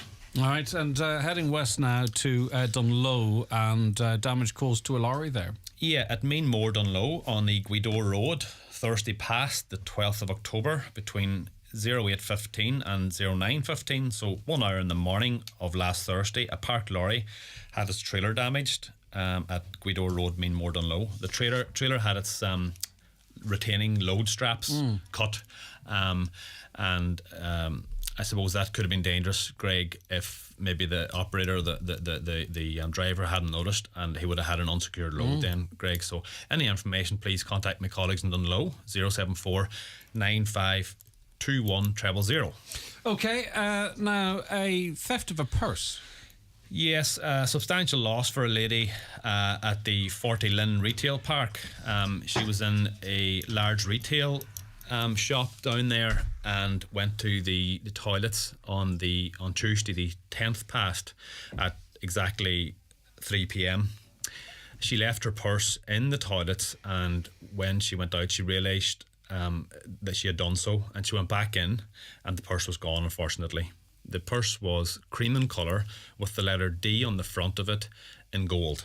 So if anyone has any information that can help us with that, there was a good bit of cash in it. There was bank cards and her driving licence. Now I would caution that the CCTV is very good in the vicinity, Greg, so we're hopeful that currently the Garda Daniel Murphy, who's looking after this, will be looking at that CCTV, and he should have an image of the suspect. So I would advise that person that took this purse, please contact Garda Daniel Murphy in Letterkenny and arrange for its return. 074 91 67 100. Yep, and as Niall says, Gardaí going through very good CCTV there. Property handed in this time. Yeah, I don't have a great description of this, Greg, but for obvious reasons we don't give out good descriptions when the property handed in. So if someone in Buncrana or the Muff area in particular has lost a purple push bike, it can be reclaimed at Buncrana Garda Station, and the phone number is 074 9320 540.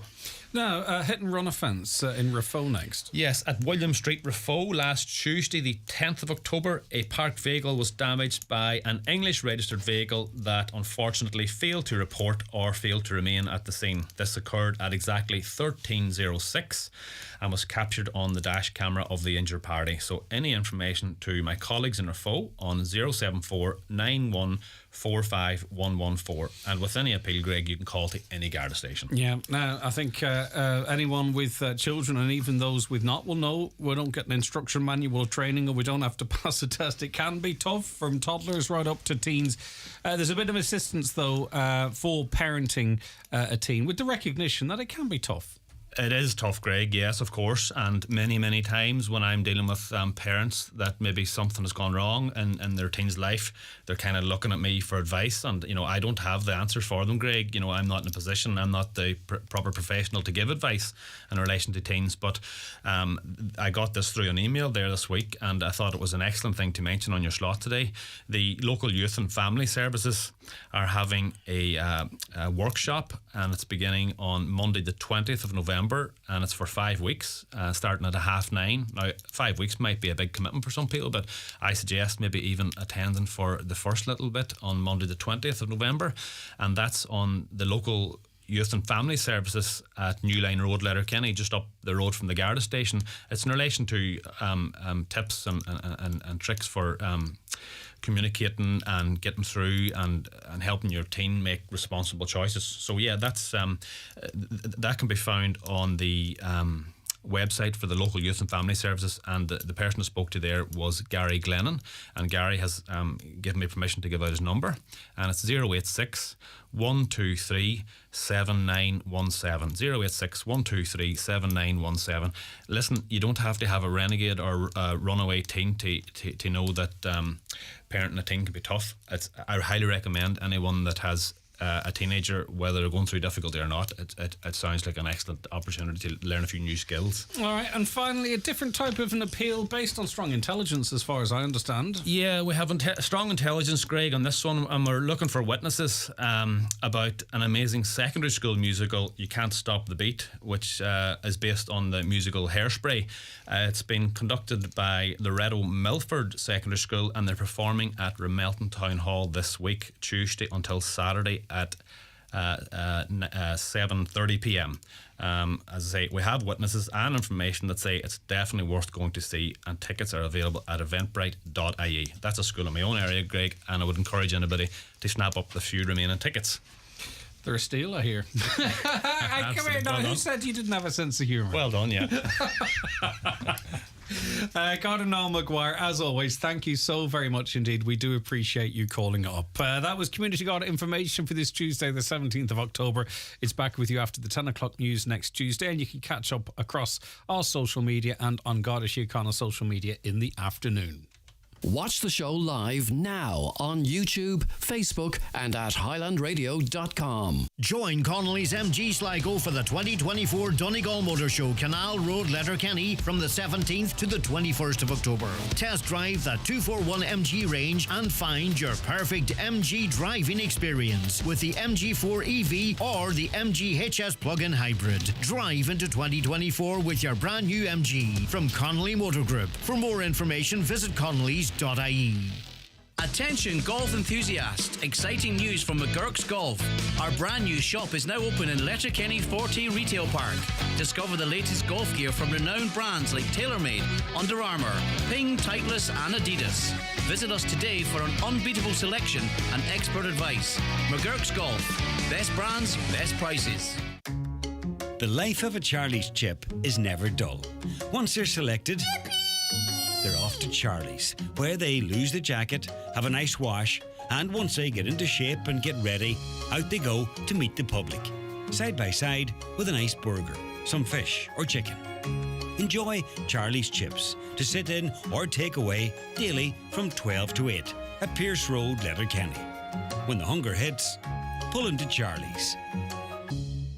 Step into our showrooms at Foy & Company in Letterkenny and Ballybuffet this month, and you'll be transported into a realm of endless possibilities. Imagine lounging on a luxurious leather sofa, hosting friends at a stunning dining table, or sinking into a cloud-like mattress and bed at the end of a long day. Reserve now to ensure delivery for Christmas. Also shop online at foys.ie. Finance is available. Inquire in store at Foy & Company, Letterkenny and Ballybuffet. Ocean Tiles and Bathrooms, Pennyburn Industrial Estate, Derry. Massive stock clearance sale on tiles, vanity units, toilets, showers, taps, mirrors, radiators, shower panels, accessories and much more. Sale starts Monday 9th and ends Saturday 21st of October at Ocean Tiles and Bathrooms, Pennyburn Industrial Estate, Derry.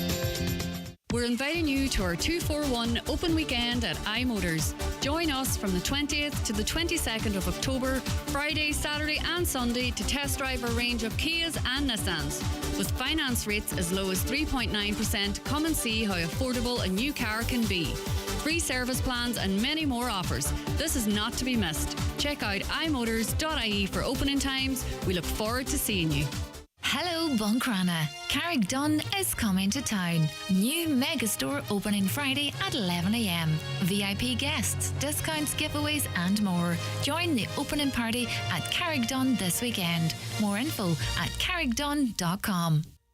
You're very welcome back to the 9 till noon show. The number for you to get involved in the conversation is 086 60 25,000, 086 60 25,000, or give us a call on 07491 25,000. Now, yesterday or last evening, there were some people arrived in the town on buses. Their identity, I don't know. But we have had a few contacts on that, by the way, and it's not something... It's not something we're suppressing, by the way, because some people seem to think that that's doable. It's not. It's just we have to gather information on it and gather voices to speak on things like that as well. So it does take time. So it's not being ignored. And I know some people are concerned and others are concerned at the reaction. We'll cover as much of all of that as we possibly can. As I say, the number just for you to get involved in that and any conversation, 086 60 25,000, 086 60 25,000, or to give us a call on 07491 25,000. Okay, Patrick joins us now. Patrick, thanks very much for taking the call this morning. Yeah, glad to, Craig, and glad you having me on too. No, it's our pleasure. Craig, I know you've already done a programme about Airtel, but unfortunately I didn't hear it. And I just prepared a few lines on what I have to say on it, but I won't make that conversation long. It's getting on to another bit of the conversation I would like to have about RTE saying that it's a manufacturing problem, with the equipment not being available. That's the reason why they closed it. And I'm saying I'll believe that when I see the BBC having the same problem with CFAX. That's the teletext thing. And I've looked at Airtel for 30 years. And now, if I want national news, then I will have to use the car, of course, fossil fuels again, get a newspaper. And I don't hear anybody speak now about it. It seems to be acceptable. And I think it should have been left going as long as possible. And what is happening is the elderly now are being told to go online, and 680,000 of them don't do online for their own reasons. They're not going to be able to do it either. So it's just it's a fact of old age, just. And all this technology, including Airtel, is it's creating a problem for our elderly and vulnerable. And in a recent survey, it found that 1 in 6 can't read or write. Mm-hmm. And when they make a phone call, they're now being told to go online. Of course, how did they do that? They can't read or write.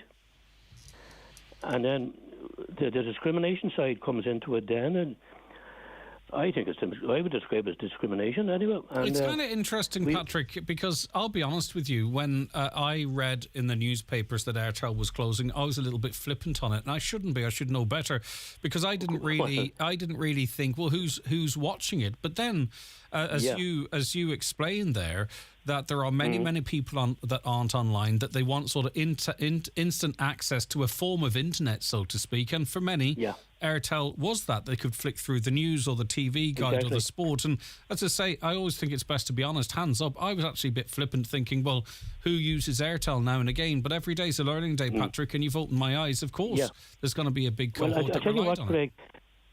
Yeah, and it's only if you're elderly you discover this. The television, you see, you've only got to put it into Airtel, and you know you're not going to do that much harm compared to a computer. And an older person can memorise how they do it. These are things about computer they can't memorise. And I remember the time of the flood, it was said that RT didn't cover enough. The big flood was up here 7-8 years ago. That they didn't cover it. Well, I had it well covered. And you know how I done it? I went on Airtel. Mm-hmm. And they give it details on it, and I hear this conversation, they didn't cover. Well, I knew. We'll take it a sheet. The Airtel now is only one of a few problems. I'll just go on to the other ones if I can quickly for you, Greg. Yeah. We'll give it a case of, right, you got the Airtel, and this is the discrimination on this side of it. To me it is.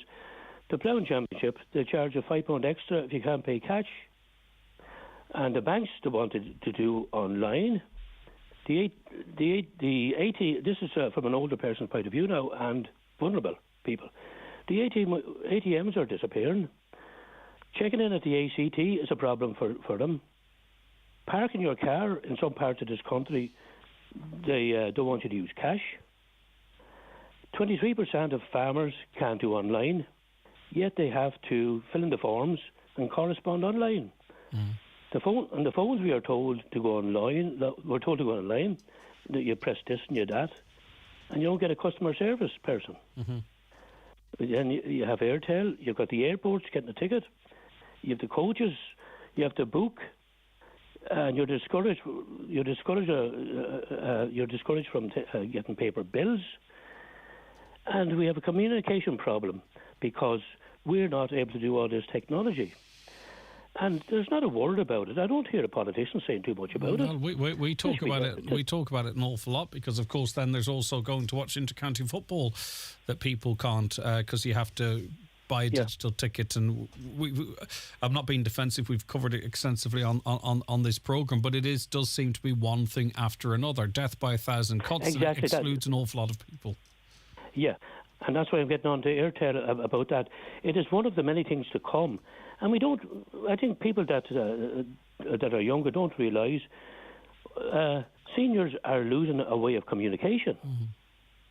And unfortunately, they won't come on and read the news, the media, the radio or in papers. They won't do it because I think they don't want to be heard saying, I can't do this online and I'm one of the silly boys. Mm-hmm. We're not one of the smart people. That we can't do it. They don't admit it. I'm saying it out loud. My name is Paddy McLaughlin, and here I am talking about the things I can't do. And we also have at future days you've got electric car charging, where I've seen an English reporter saying that, and he was very familiar with technology. He was saying he couldn't manage it. This was in England, but whatever kind of a system of cards they had, he couldn't manage it. Yes, and he's very good at online. And I know yourself and Highland Radio have highlighted many a time, I hear you, saying that not everybody can go online, and we appreciate that. We hear it, Greg. We do, and you've done your bit. And people who insist on technology, I wonder, do they actually know if their parents or grandparents or aunts are able to do it? Because I think they won't. Because I've done my own research into this and asking people my age. Yes. And there's very few of them can do it. So people don't realise how bad this situation is. No, but unfortunately, it seems, despite the likes of you, Patrick, and many others raising concerns, like, say, for instance, the only thing that really backtracked on was the NCT. The Ploughing Championship didn't really. Football didn't really.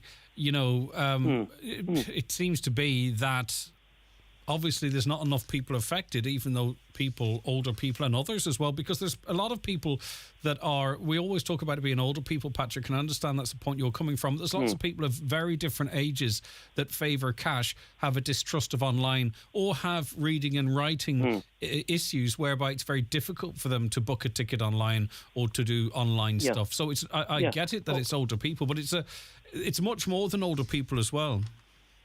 Yeah, that's more adding to the strengthens your argument. Yeah, should be putting. Sure. Yeah, definitely. Yeah. And I think we shouldn't forget the figure now again, Greg, is roughly about 680 older people. Now that's only older people. Yeah. Of course, there's plenty of young people, and young people have come over here to this house here of the smartphones, and they can't manage to get it out of such and such a system, and our young boys are able to do it for them. And I'm talking about young people now. Mm-hmm.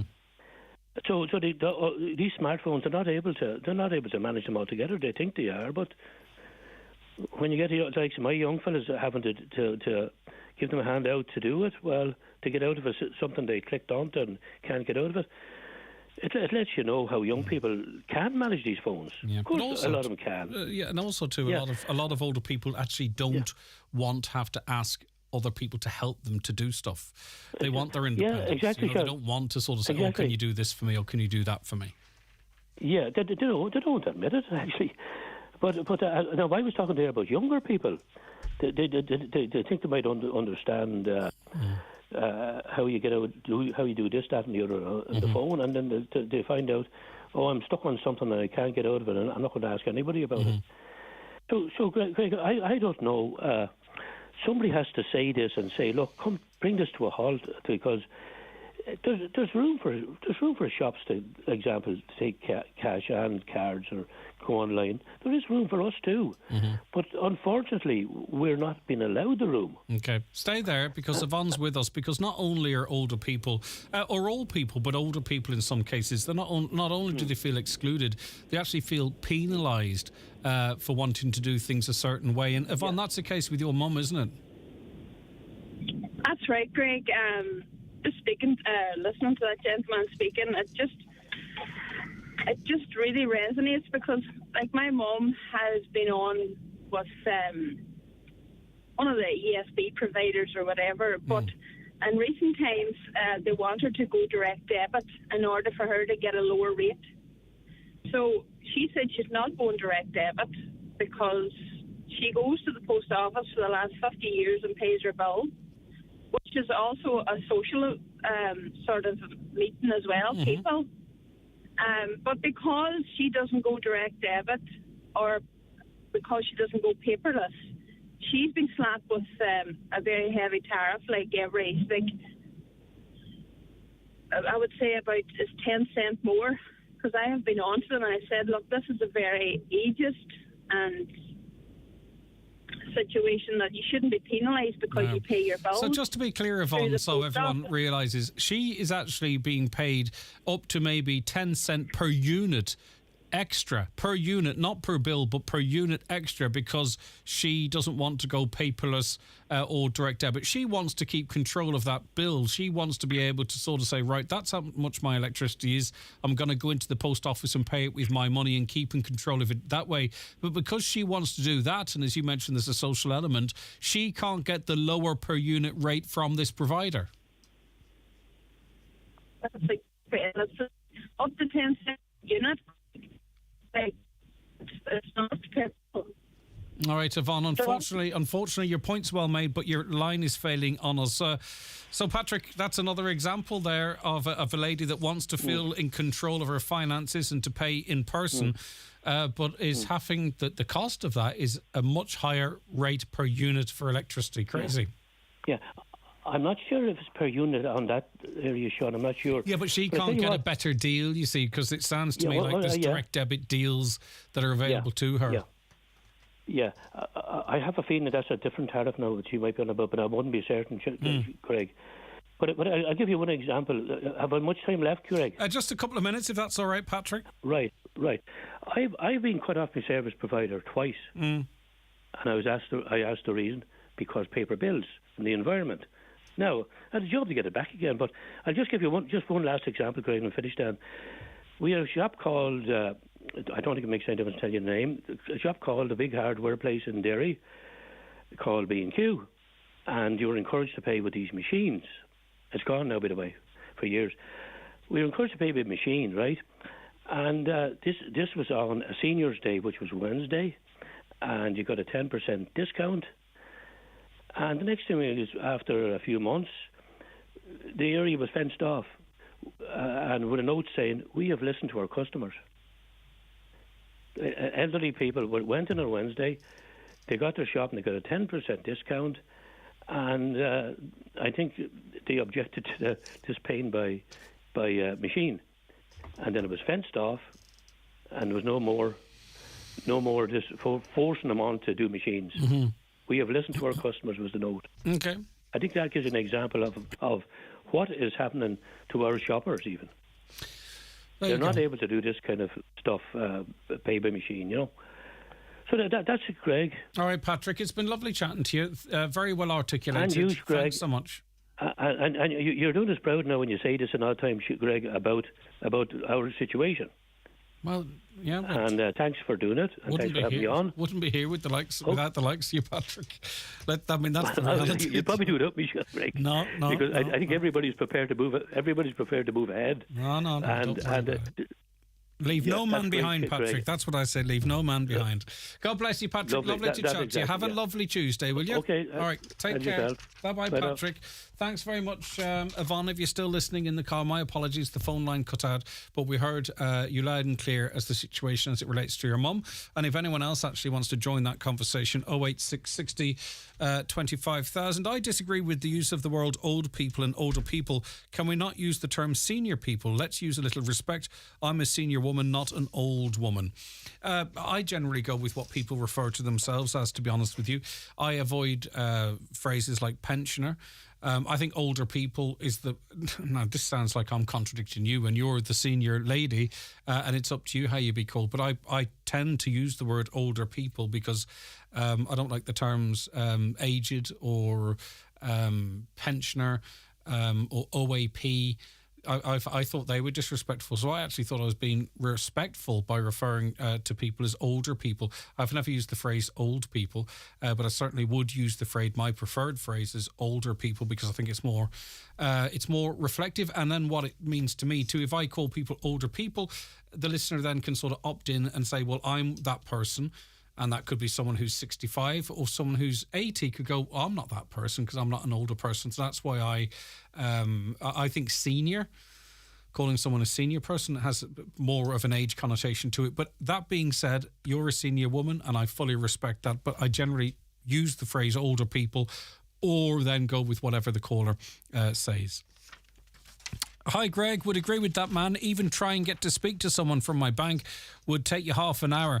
Half a day. Push this button, push that button. It's an absolute nightmare. It is indeed. Push 1 for this and 2 for that and 3 for the other and 5 for 6 and 7. Back in the day, you used to be able to hash the hashtag or, like just keep pressing buttons and they'd eventually put you through to someone. Unfortunately, they got wise to that and that no longer works for me. I totally agree with the last caller. I checked first thing every morning, Airtel, for the news and sport. I thought elderly and not so elderly people how to use Airtel. Now it's gone. And to be honest, Greg, I was genuinely shocked when you thought it was gone for years. Again, I've always liked to be completely upfront. I didn't really see it as a big deal because it didn't affect me, and that was not naive, but it was selfish of me. So to hear the likes of Patrick and yourself, it's educated me as to how for some people it was and remains important. Crawford Tiles and more Castlefin. Now stocking Chronospan high quality laminate flooring. AC4 rated with a 20-year guarantee. 8mm $9.99 to $10.99 a square yard. 10mm $12.50 a square yard. 12mm $14.99 a square yard. High gloss $16.99 a square yard. In stock and ready to go. That's Crawford Tiles Castlefin. 914392. Enter the Virgin Media Playhouse and unleash our best offers. Like 500 meg superfast reliable broadband for just €39 a month for 12 months with no activation fee. Offer extended, must end 18th of October. Get it while you can at virginmedia.ie. Virgin Media. It's playtime. T's and C's apply. See virginmedia.ie. Subject to location and availability. New customers only. 12-month contract. €70 a month thereafter. Ends October 18th, 2023. Bigger really is better when it comes to great value in TVs at Ben Sweeney Euronics. Raymond Sweeney here to tell you about some of our big screen TVs, like the LG 55-inch Smart TV for $529 with a free LG X-Boom portable speaker worth €200, or the LG 65-inch screen for $649 and the amazing 70-inch model for just $749 while stocks last. Get the screen you've always wanted for less right now at Ben Sweeney Euronics, Port Road, Letterkenny, and the shopping centre, Dunlow. Permanent TSB is now known as PTSB. But it's not just our name that's different. Our customers' needs are evolving, so we're evolving too, by bringing the best of technology and people together. Every interaction, every innovation, and every connection is built upon a better understanding of you. And it all comes together to create a banking experience that's altogether more human. PTSB, altogether more human. Permanent TSB PLC trading as PTSB is regulated by the Central Bank of Ireland. The Brandon McPhee Show is coming to the Alley Theatre Strabane on Friday the 20th of October. A music variety show with guests, Manson Grant, Highland dancers and Irish dancers. Tickets on sale now from Alley Theatre box office. Highland Radio weather updates with Ireland West Airport, where you can now fly daily to London Heathrow with Aer Lingus and connect via Heathrow to over 80 destinations worldwide, including Boston, New York and more. Now, rain will spread from the southwest through the afternoon and evening. Highest temperatures of 10 to 13 degrees and fresh to strong and gusts to east to southeast winds. Justine McCarthy is the author of a new book. It's An Eye on Ireland, a journey through social change, new and selected journalism. Good morning, Justine. Thank you so much for joining us. Good morning, Greg. It's a pleasure. It's great to have you back on the show. So talk to me about this book and the journey you take us on. Well, it goes back over 4 decades. It actually starts with the inauguration of Mary Robinson as president in 1990. And I chose that as the starting point for the pieces of selected journalism, because to me that was such a milestone in the development of Ireland and its sort of awakening, especially socially. I was asked by Hachette Ireland to do this book, and I'm absolutely thrilled to have done it now. I had forgotten so much of what I had written. I've been around an awful long time, Greg. That's one thing I learned from my weeks in going through the archive in the National Library. It's just extraordinary what a privileged career I've had, and the astonishing array of stories that I have been allowed to cover, and the places I've been to, and the events that I've witnessed. And my overriding feeling at the end of the book was just I'm the luckiest person that I got into a career that I have absolutely loved and has been a real privilege. And through the writing of the book, did it really come home? Do you know what I mean? Because sometimes in life, we just go through life, don't we? And we don't necessarily take the time to sit and reflect. But obviously, when writing a book, it forces you to do so. Like, were the times we went, I did that? Who's this? You know what I mean? And there were times when I went, oh, God, of course, did I write that? A lot of times, especially the early stuff, you can see your rawness. But it's also great to be able to see the growth as well. You know, that's nice actually in a way, isn't it? Yes. To have that archive of your ability develop. And it really was like watching myself grow up in tandem with my country growing up. And that was a lovely feeling as well. You know, you set out with all these ideals about what you're going to do, and you have no choice. You have no control over the news agenda. News happens and you go to where the news is. And when I was, a younger journalist, there was a huge international story going on in this island, and there were journalists coming from all over the world to cover the Troubles. We were here on this island, and it affected people greatly south of the border as well. But I would have spent a lot of time north of the border in those days, and my biggest memory is of covering funerals. Funeral after funeral after funeral on both sides, and the sense of despair and the bleakness and the growing polarization with every killing and with every reprisal. It meant more alienation, more polarization. But I'm looking now at, for instance, what's happening in Israel and Gaza. And I can see exactly the same thing happening there. Recriminations are not the answer, you know, and I do think that Ireland learned a lot from the Troubles and from the peace process. And Ireland actually is taking its place and has been taking its place amongst the nations of the world. And I'm quite proud of what our government has done in the past week or so. And I do think that stems from our own recent history and what we've gone through. Just in terms of journalism as a career, Justine, there's no future journalist will ever experience journalism like you did, or to some extent like I have, in that, you know, and even you referenced the Middle Eastern crisis, how that is being reported, the mainstream media as it's often described, but also the way it's being covered on social media and the control of the narrative, almost not actually reporting on what's happening, but reporting on what people's opinions are on what's happening. And we see that an awful lot in this country as well. Is this a natural progression of journalism, or do you think it's a great loss that we don't have, you know, a group of sources on the scene, you know, reporting what is happening? It just, those days are bygone days now, it seems. Well, I think it's really tragic to see journalists being killed in Gaza.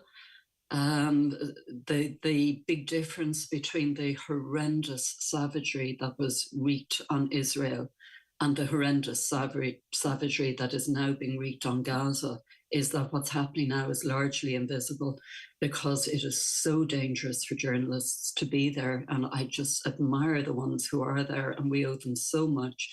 But also because there's no electrical power, civilians in there can't charge their phone batteries, they can't phone it, they can't contact the outside world. This preponderance of opinion over as opposed to fact, and the massive influence of social media, I'm hoping that is going to be a blip. You know, people call it the mainstream media. I prefer the term professional media. Journalists are actually trained, and they're trained to source stories and to verify them. And we have already seen a lot of propaganda and a lot of lies being reported, and unverified stories about the horrors that are happening there. And, you know, if we kill off journalism, we kill off democracy. Yeah, for sure. And professional journalism, as you described it, can't find itself being drawn into a race to the bottom either. No, and you know, professional journalism and professional media does have to shoulder some of the blame for what has happened. I do remember in the 1980s, there was this sudden sort of determination in the media that it had to stay in touch with young people, and it had to be entertaining as well as informative.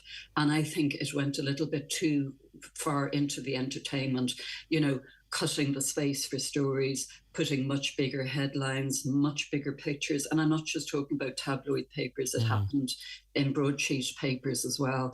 And there was this sense that the intelligence of readers and listeners was being undermined. And I think we are now returning to longer reads. And you look at the New York Times, for instance, and the wonderful journalism it's doing. I think, you know, there will be smaller professional media, but it will be really, really professional in the future. Yeah, and just finally, in your book too, you know, your career spans a really important part in Irish history. You reported on the big stories. You reported on the Troubles in the North. We get that story in your book, but also, of course, you know, entering a male-dominated career and your journey through that as well. So it's an interesting, multi-threaded story here, I think you're going to bring us. Well, it's only when you look back that you see how misogynistic and sexist it was. Because when you're in the moment and you're full of enthusiasm and you're flying here and there, to, you know, covering stories, you're not, as you said earlier, you're not reflective about it. Sorry. But thank God that was your phone that went. I thought that was you. my iPad falling As long as it's the iPad and not you, go ahead. Chocolate, what I'm about. I thought you fell through the floor. Go ahead, Justine. Sorry. I remember walking down the corridor in Independent House one day, and a male colleague walking behind me, whom I hardly knew, saying, Justine, you have a good figure, but you've no arse. Oh, wow. And I was so conditioned not to mind he being conditioned that I just walked on and didn't say anything, to my utter shame. I shouldn't have taken that. But it was a place full of men, and it was very macho, and there was a heavy drinking culture and, temper tantrums in the newsroom and language that's unrepeatable. No women editors, no women correspondents. Women were seen as lifestyles writers, and we were a novelty for the lads. So I tell younger women this, and they're absolutely horrified. And do you think there are stories that were covered, that maybe they would have been covered, perhaps with not the same success and detail, and maybe this is a sexist thing to even ask, but if we didn't have female journalists, like your work on the child sex abuse scandal and other issues, do you think that there was a particularly important role female journalists played in making sure that those stories were pursued and spotlighted, or is that almost a sexist question even to ask? I don't think it is sexist. I think that, a woman like Mary Raftery, the late Mary Raftery in RTE, did extraordinary work in exposing all of that. And I think all these stories came to the surface not because of journalists, but because of the survivors and their determination to tell their stories. But I think many of them found it easier to make contact with women journalists, that there was a sort of an empathy there, and to tell their stories. And, when I joined the Irish Independent, it had only very recently dropped what it called the women's page, and it was still choosing to run reports of the Caller Cozengas Housewife of the Year competition than to run stories about gender pay inequity or that sort of story. So I think that as the sort of critical mass built up of women reporters, I think there was much greater engagement between women readers and listeners and women journalists, and that has been to the benefit of the whole of society. Okay, well, it's obviously a very detailed and important journey stroke story that I can't do justice to in 10 minutes, but the book is An Eye on Ireland from Justine McCarthy, who we've been speaking to. Justine, thank you so much for your time, and congratulations on the book, and I'm sure it's going to continue to be a huge success for you. Thanks for your time. It was a pleasure, Greg. Thank you. Justine, take care. That is Justine McCarthy there.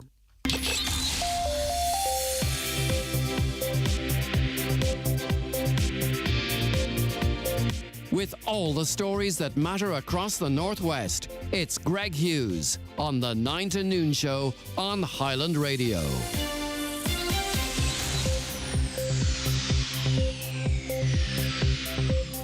Okay, stay with us. We're going to be speaking to the head of CELTA in the next hour off the back of the latest developments in the situation at Letterkenny University Hospital. Lots of questions for him. Stay tuned for that and so much more besides after we get the news headlines now from Donald Kavanagh. Thank you, Greg. Good morning. A former head of the HSE says it's significant that Health Minister Stephen Donnelly has agreed to visit Letterkenny University Hospital to meet with management there. He's also agreed to meet with Donegal GPs and consultants who wrote separately to the Minister in recent days, warning of the serious problems at the hospital which are impacting on patient care.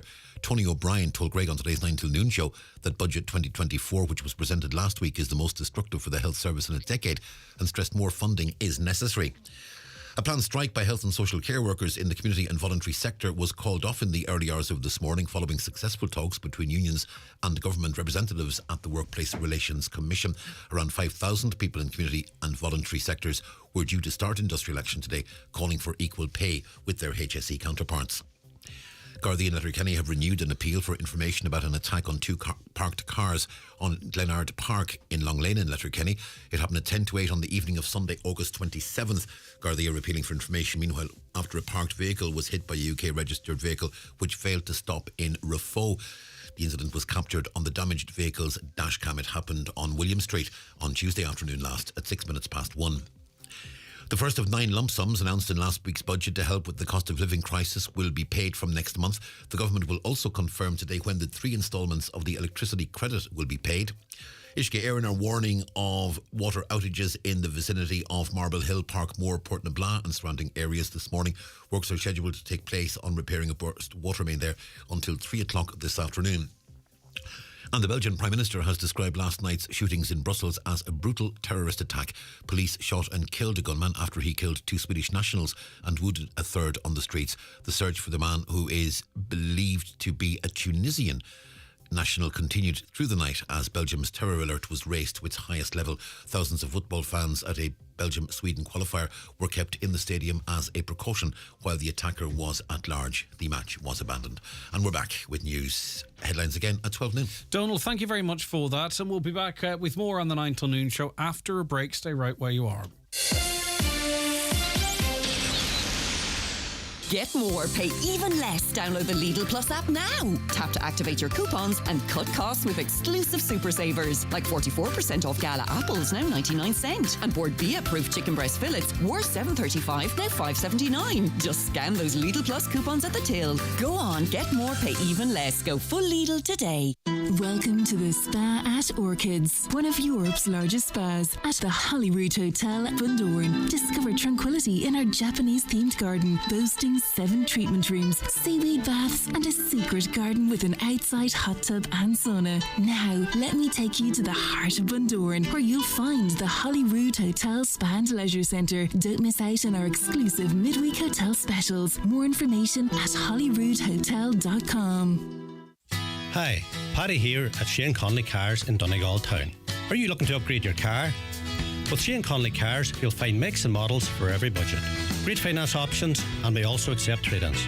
Check out ShaneConleyCars.com or call in to us at Shane Conley Cars from Lonahur Road, Donegal Town. This Halloween half-term, there are ghastly goings-on across Northern Ireland with the National Trust. Enjoy an enchanting Hallows Eve at Castle Ward. Sink your fangs into the new food fair at Florence Court's Harvest Festival of Colour. Tiptoe into the world of spooky trails and storytelling at Mount Stewart. And brave Finn's Frightful Fun Fest at the Giant's Causeway. With broomstick risks at Spring Hill and a monster market at Llewellyn Garden. Search National Trust NI. All you need to make your house a home at Patterson's The Hall Ifford. Christmas Layaway Club now open with lots of Christmas gift ideas in store, like Hollywood mirrors, dressing tables, beanbags and much more. Need a new mattress? Visit our sleep centre on the first floor with quality beds and mattresses at discount prices. In stock and ready for immediate collection or delivery. Open Monday to Saturday 9am till 5:30pm with hot lunches served daily in our coffee shop. Patterson's Kitchens and Interiors. The Hall Ifford. Sha, Rocky May call ar bell biog. Le vela one ella. Gola vela. Kein doch yenig she. Tá roint cúisina ann go gurtar machchan suas na bhithidí. Ach tá ihe bhá codalta ar cheann den na ceithre nósna a chairíonn leat. Tilla ólas ag gov.ie/an tosaí machchan fallán. Tionscanibh de chud rialtas na hÉireann. Ah, the bakery regular. Bit of banana bread? Oh, the wandering eye. The lemon drizzle is looking very drizzly today. Didn't see that coming. Swayed by the old Swiss roll. In business, your customers' tastes can change. But switch to Flowgas and your electricity and gas prices won't. Our fixed price plans mean your prices won't change for the duration of your contract, giving you better control of your business energy costs. Talk to your energy broker or visit flowgas.ie/business today. Flowgas. Energy for everyone. Terms and conditions apply. Of course they do. You're very welcome back to the programme. You may or may not, you probably could be or could not be on social media. You may have seen videos of Buncrana last night. 2 busloads of men, as they have been described, arriving in Buncrana. There was a demonstration or a protest. I don't know how you might describe it. I wasn't there, and as I say, I've only saw the videos. Now, normally these stories are covered in a certain way in that, you know, people come on and they're angry about it. We haven't had many of those calls yet, and then maybe others would come on and say they weren't happy with the welcome in inverted commas that they received. But this is happening in reverse, because Des, you've seen these videos. You're not happy with it, are you? No. Good morning, Craig, and thanks for taking the call. Des. I'd just like to make the wider community, your listeners, aware that there are many, many people in Buncrana who do not support the intimidation that we witnessed last night in Buncrana. It is understandable that many people in Ishuon and in the wider area are worried about the cost of living crisis, trying to make ends meet, and they worry about, the future of their children, the housing, healthcare, education facilities for the future. But it's not the fault of vulnerable migrants who are seeking safety in our communities that we're short of housing, and we're short of good medical facilities and infrastructure and job creation schemes. It is not their fault. But the far right in Ireland, right, are trying to scapegoat vulnerable people, migrants, and other marginalised communities. Well, Des, can I say, if you don't mind, and just to tease the conversation, I don't think it would necessarily be fair to call everyone who was out expressing concerns last night far right. They might not have any far right affiliation or far right views beyond this. But what did happen is, in an area that the services are already incredibly under pressure, the situation with getting a GP's appointment or the housing and other issues. It's not a coincidence, I would imagine, that these people were brought into the area under the cover of darkness. There's been very little, if any, local consultation. And people are obviously, fearful, because we are fearful of the unknown. And if you're not told something's going to happen, it becomes the unknown. So to some extent, although you might not like the nature of the welcome they got, can you not understand the emotion that's driven it? That of course, there's just no information there. People don't know what's going on. Okay, Greg, I'm glad you brought that point up. There are a couple of points there that you made that I would just like to respond to. The first one is you're absolutely correct in saying that people who are maybe protesting are not necessarily racist, but that does not mean that they are not being manipulated and directed by people with a far-right agenda. And if you let me explain this, it is not. There has been a cavalcade of cars going around the town the past couple of nights. There's loudspeaker coming from cars telling local people that they should protect their children. They should be wary and fearful of young men coming into the town, that their children will be in danger. Now, that is explicitly racist, because singling out for prejudice, discrimination, or antagonism by an individual or a community against a person or people on the basis of their membership of a particular racial or ethnic group or marginalised group, that is a clear example of racism. All right, Des, but is it possible? Is it possible, Des, though, that this is actually gender-based and not race-based, in that it doesn't matter whether they were two busloads of people of colour, men of colour, or whether they were two busloads of white men, let me put it like that there. These people, they have suspicions that they're not properly vetted. They don't know the backgrounds. They don't know if they've committed crimes in countries where they've come from. Again, they've not been given any information in that regard. So in the vacuum of information and knowledge is going to be filled when you've got two busloads of strangers, wherever they're from, coming into an area. It's going to be filled with fear and caution and nervousness. I mean, that is understandable, Des, is it not? I'm not taking sides here. I'm a big fan, Des, of having these conversations out in front rather than on social media or on message groups that you're banned from joining. Do you know what I mean? So I don't want you to think I've invited you on here to try and cut the legs from under you. That's not the motivation, and I hope people listening know that. But do you get where I'm coming from? Sure. If it was two busloads of English people or two busloads of people from Dublin coming, there would not be the same reaction.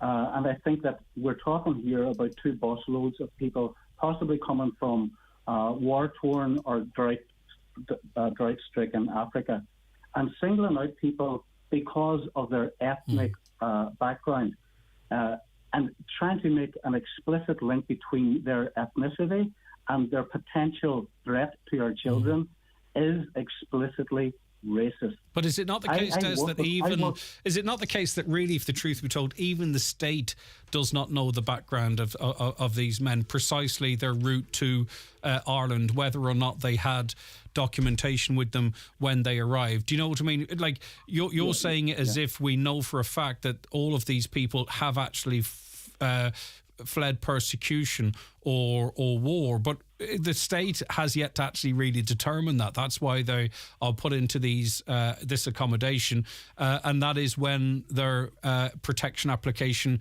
is reviewed. Des, again, I hope you understand the motivation for that question. Yeah, Craig, I work with young migrant men in Derry, and also privileged to work with some refugees in Buncrana also. I'm working with young men, as some of the local far right in Buncrana call young men of military age. Now, these young men, I take them to the mosque on a Friday morning after we have education classes here with them in Derry. They are the most respectful people that I have ever met. They are a threat to nobody. They're only interested in integrating and forming and developing life-enhancing friendships and relationships. They want to contribute to our communities. They're a threat to nobody. But Greg, if you or I were travelling from, say, Somalia, as some of the young men that I work with, they've travelled from Eritrea to Somalia, across the sea into Yemen, then northwards into Saudi Arabia. It took them 18 months travelling by night so that they would not be kidnapped by the jihadi militants and forced to work as child soldiers. They then spent a year and a half in refugee camps in Greece, across the Med, and now they're so relieved to be here, and they're only interested in developing friendships. Yeah, but Des, you're in a position. You're in a position where you deal directly with these people. You've got to know them. The people of Buncrana, for an example, they don't have the information that you have. They don't know their personalities. They don't know their backgrounds. They don't know where they're from. They don't know where they're going to go. They don't know how they're going to be supported. They don't know about any liaison or integration with the local community. You're coming from this from a position of knowledge, whereby you've been able to establish this. But put yourself in the position of a community whereby this is thrust upon them at night with none of the information that you have, Des. Surely, at the very least, there should be some forewarning, some explanation along the lines that you have, a town hall meeting. The reason the town hall meetings are avoided is because they know that the arrival of these people would be resisted. But at the very least, though, the people who are moderate in their views or understanding, sorry, not moderate, that's the wrong word, but maybe have a sympathy to it, you know, they could have their concerns addressed. But they don't have that because, you know, now what happens is, whether you or I agree or disagree, Des, and I'm not expressing an opinion here, if a local lady, for an example, used to walk two kids past this accommodation previously that was empty, she will think twice probably of walking past it if there's 8 young men that she doesn't know standing out the front. Like, that's not racism. That's just, you know, I actually genuinely don't believe it's racism, Des. I think it's just no information and, you know, no communication. Greg, I tried to distinguish already, and maybe I didn't make it clear enough. I think there's a clear difference, and we have to differentiate between the fears that you're talking about and the far right who are manipulating these fears. That is an important distinction to be made. Okay, and the reason why people are arriving at midnight or the early hours of the morning is that the panic button has already been pressed by the manipulators of the far right in the Buncrana area, who are trying to make people fear the people who are coming into the town with absolutely no evidence. I had a birthday party for my daughter last October, and we had a number of young migrant men at her birthday party. They are incredibly respectful. What I would say to the people of Buncrana is, look, Buncrana has quite rightly a reputation for being a wonderful place to live in, and I can verify that.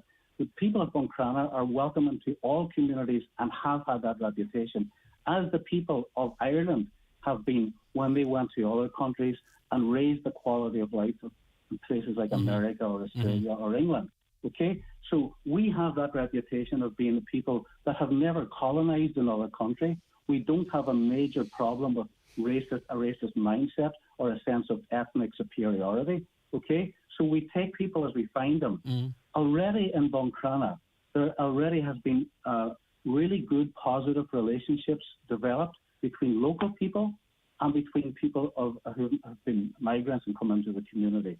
I would ask the people of Buncrana, take your time, get to know the people who are coming in. You will find that they're absolutely beautiful, wonderful people.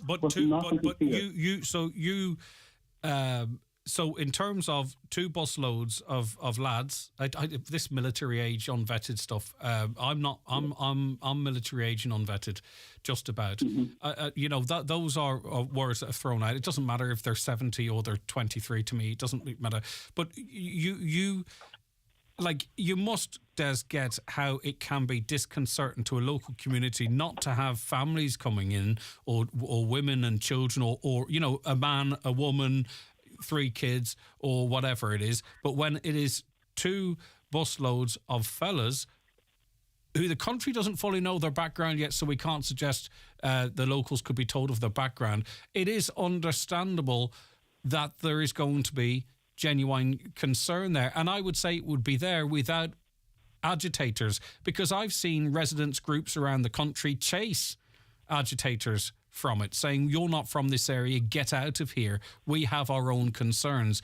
I don't want to do the genuine people of Buncrana who are scared or nervous a discredit by saying that their actions are only there because of agitators. Yeah. Okay, what I would say is this, Greg. If it was you or I who was coming into the town last night and we fled from war or drought or famine, the chances of us having a passport, if you're living in Somalia, are practically zero, because we're not going to be able to get off our holidays in Europe somewhere. So we wouldn't have any ID, especially if you're literally running for your life. How could you? And I get you, Des, but and I think we agree on that. So how could the state properly determine the potential for criminality if they can't actually even identify the person to cross-reference them? And that is going to create fear, because, you've painted a picture of the people that you know, and I get that, and they sound like wonderful people, and it's great that's the way it is. But for the local community, because the state doesn't know their background or perhaps criminal history, which might be fine, don't get me wrong, you're asking for a huge leap of faith from the general population, Des, not to be a wee bit worried and scared and nervous.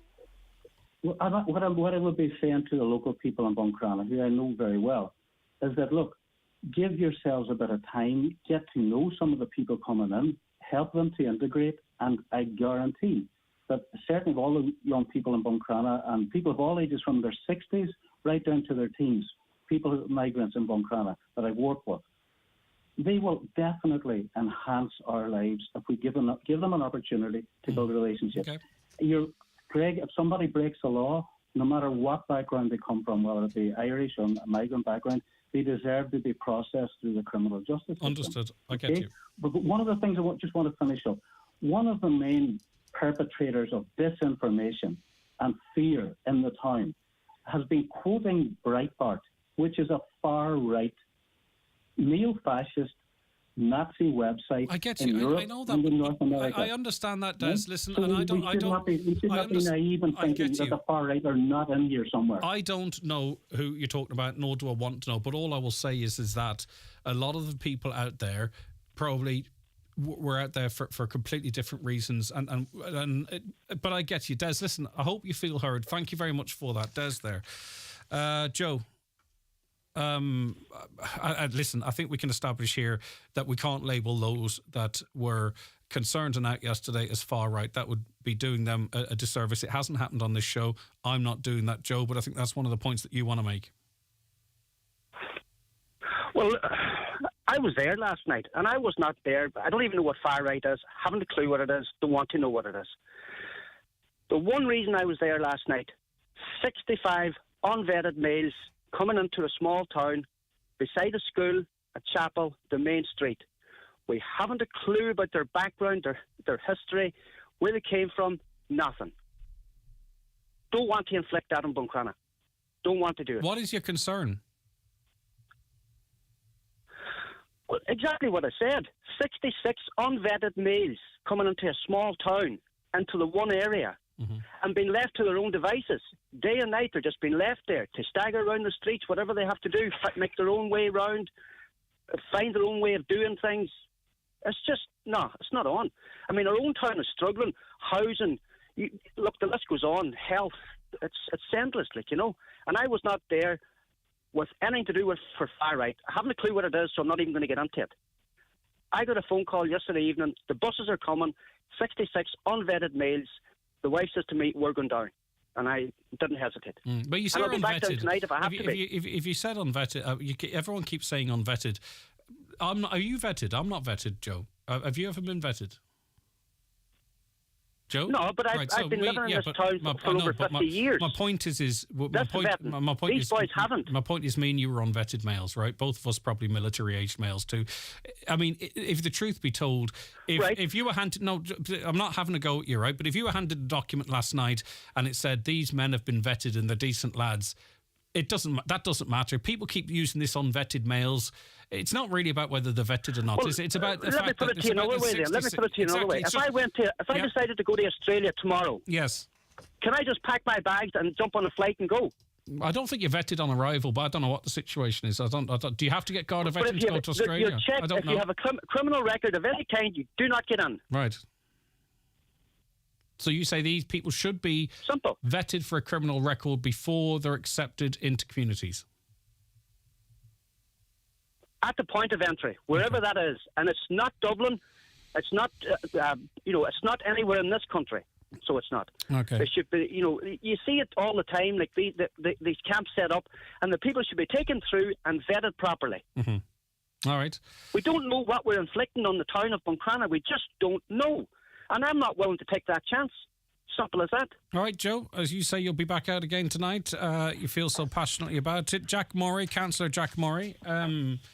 You've been listening to the contributions from both Des and also Joe there. Do you understand Joe and others' concerns as to how this happened and what have you? What's your view on it? Should it have happened is the first question. Yeah, well, there's a huge amount of concern across Buncrana yesterday and today. Like, my phone hasn't stopped. I've been speaking to people who are at the protest at Fulmay.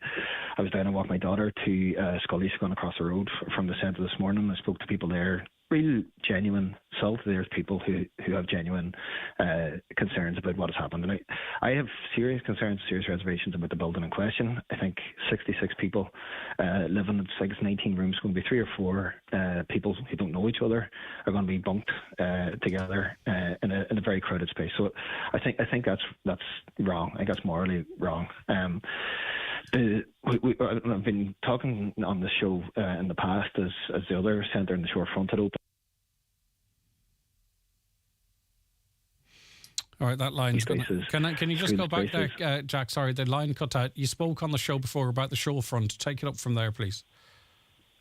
Yeah, I'd spoken about the concerns that the people of the town had at that point about the lack of consultation, the lack of GP spaces, which are full capacity, people won't get them, but lack of school spaces, and the tension had risen at that time. So the Department of Justice were well aware of that, but yet again they decided to do this with no communication to the people of Buncrana, and again bringing people in the dead of night, which does not look good.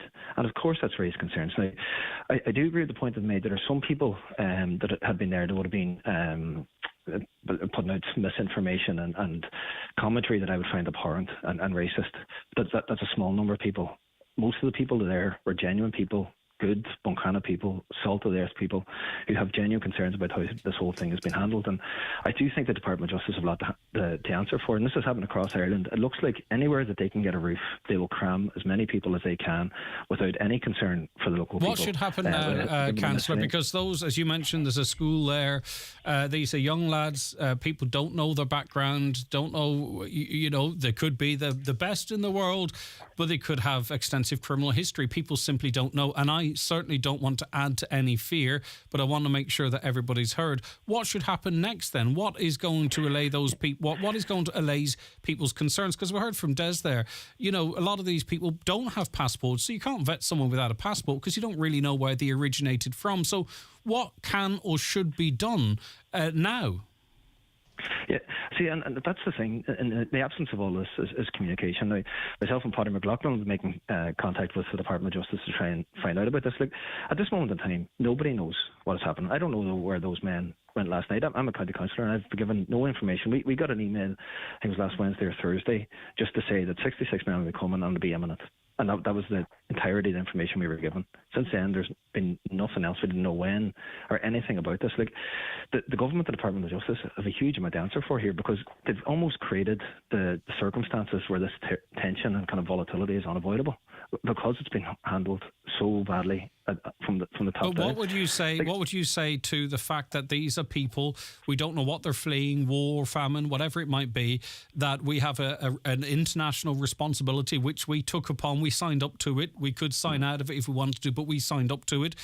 The tents are full, the houses are full. They have to go somewhere, and if you do consultation, no one, there's going to be NIMBYism. You're not going to be able to move them anywhere. That seems to be the strategy.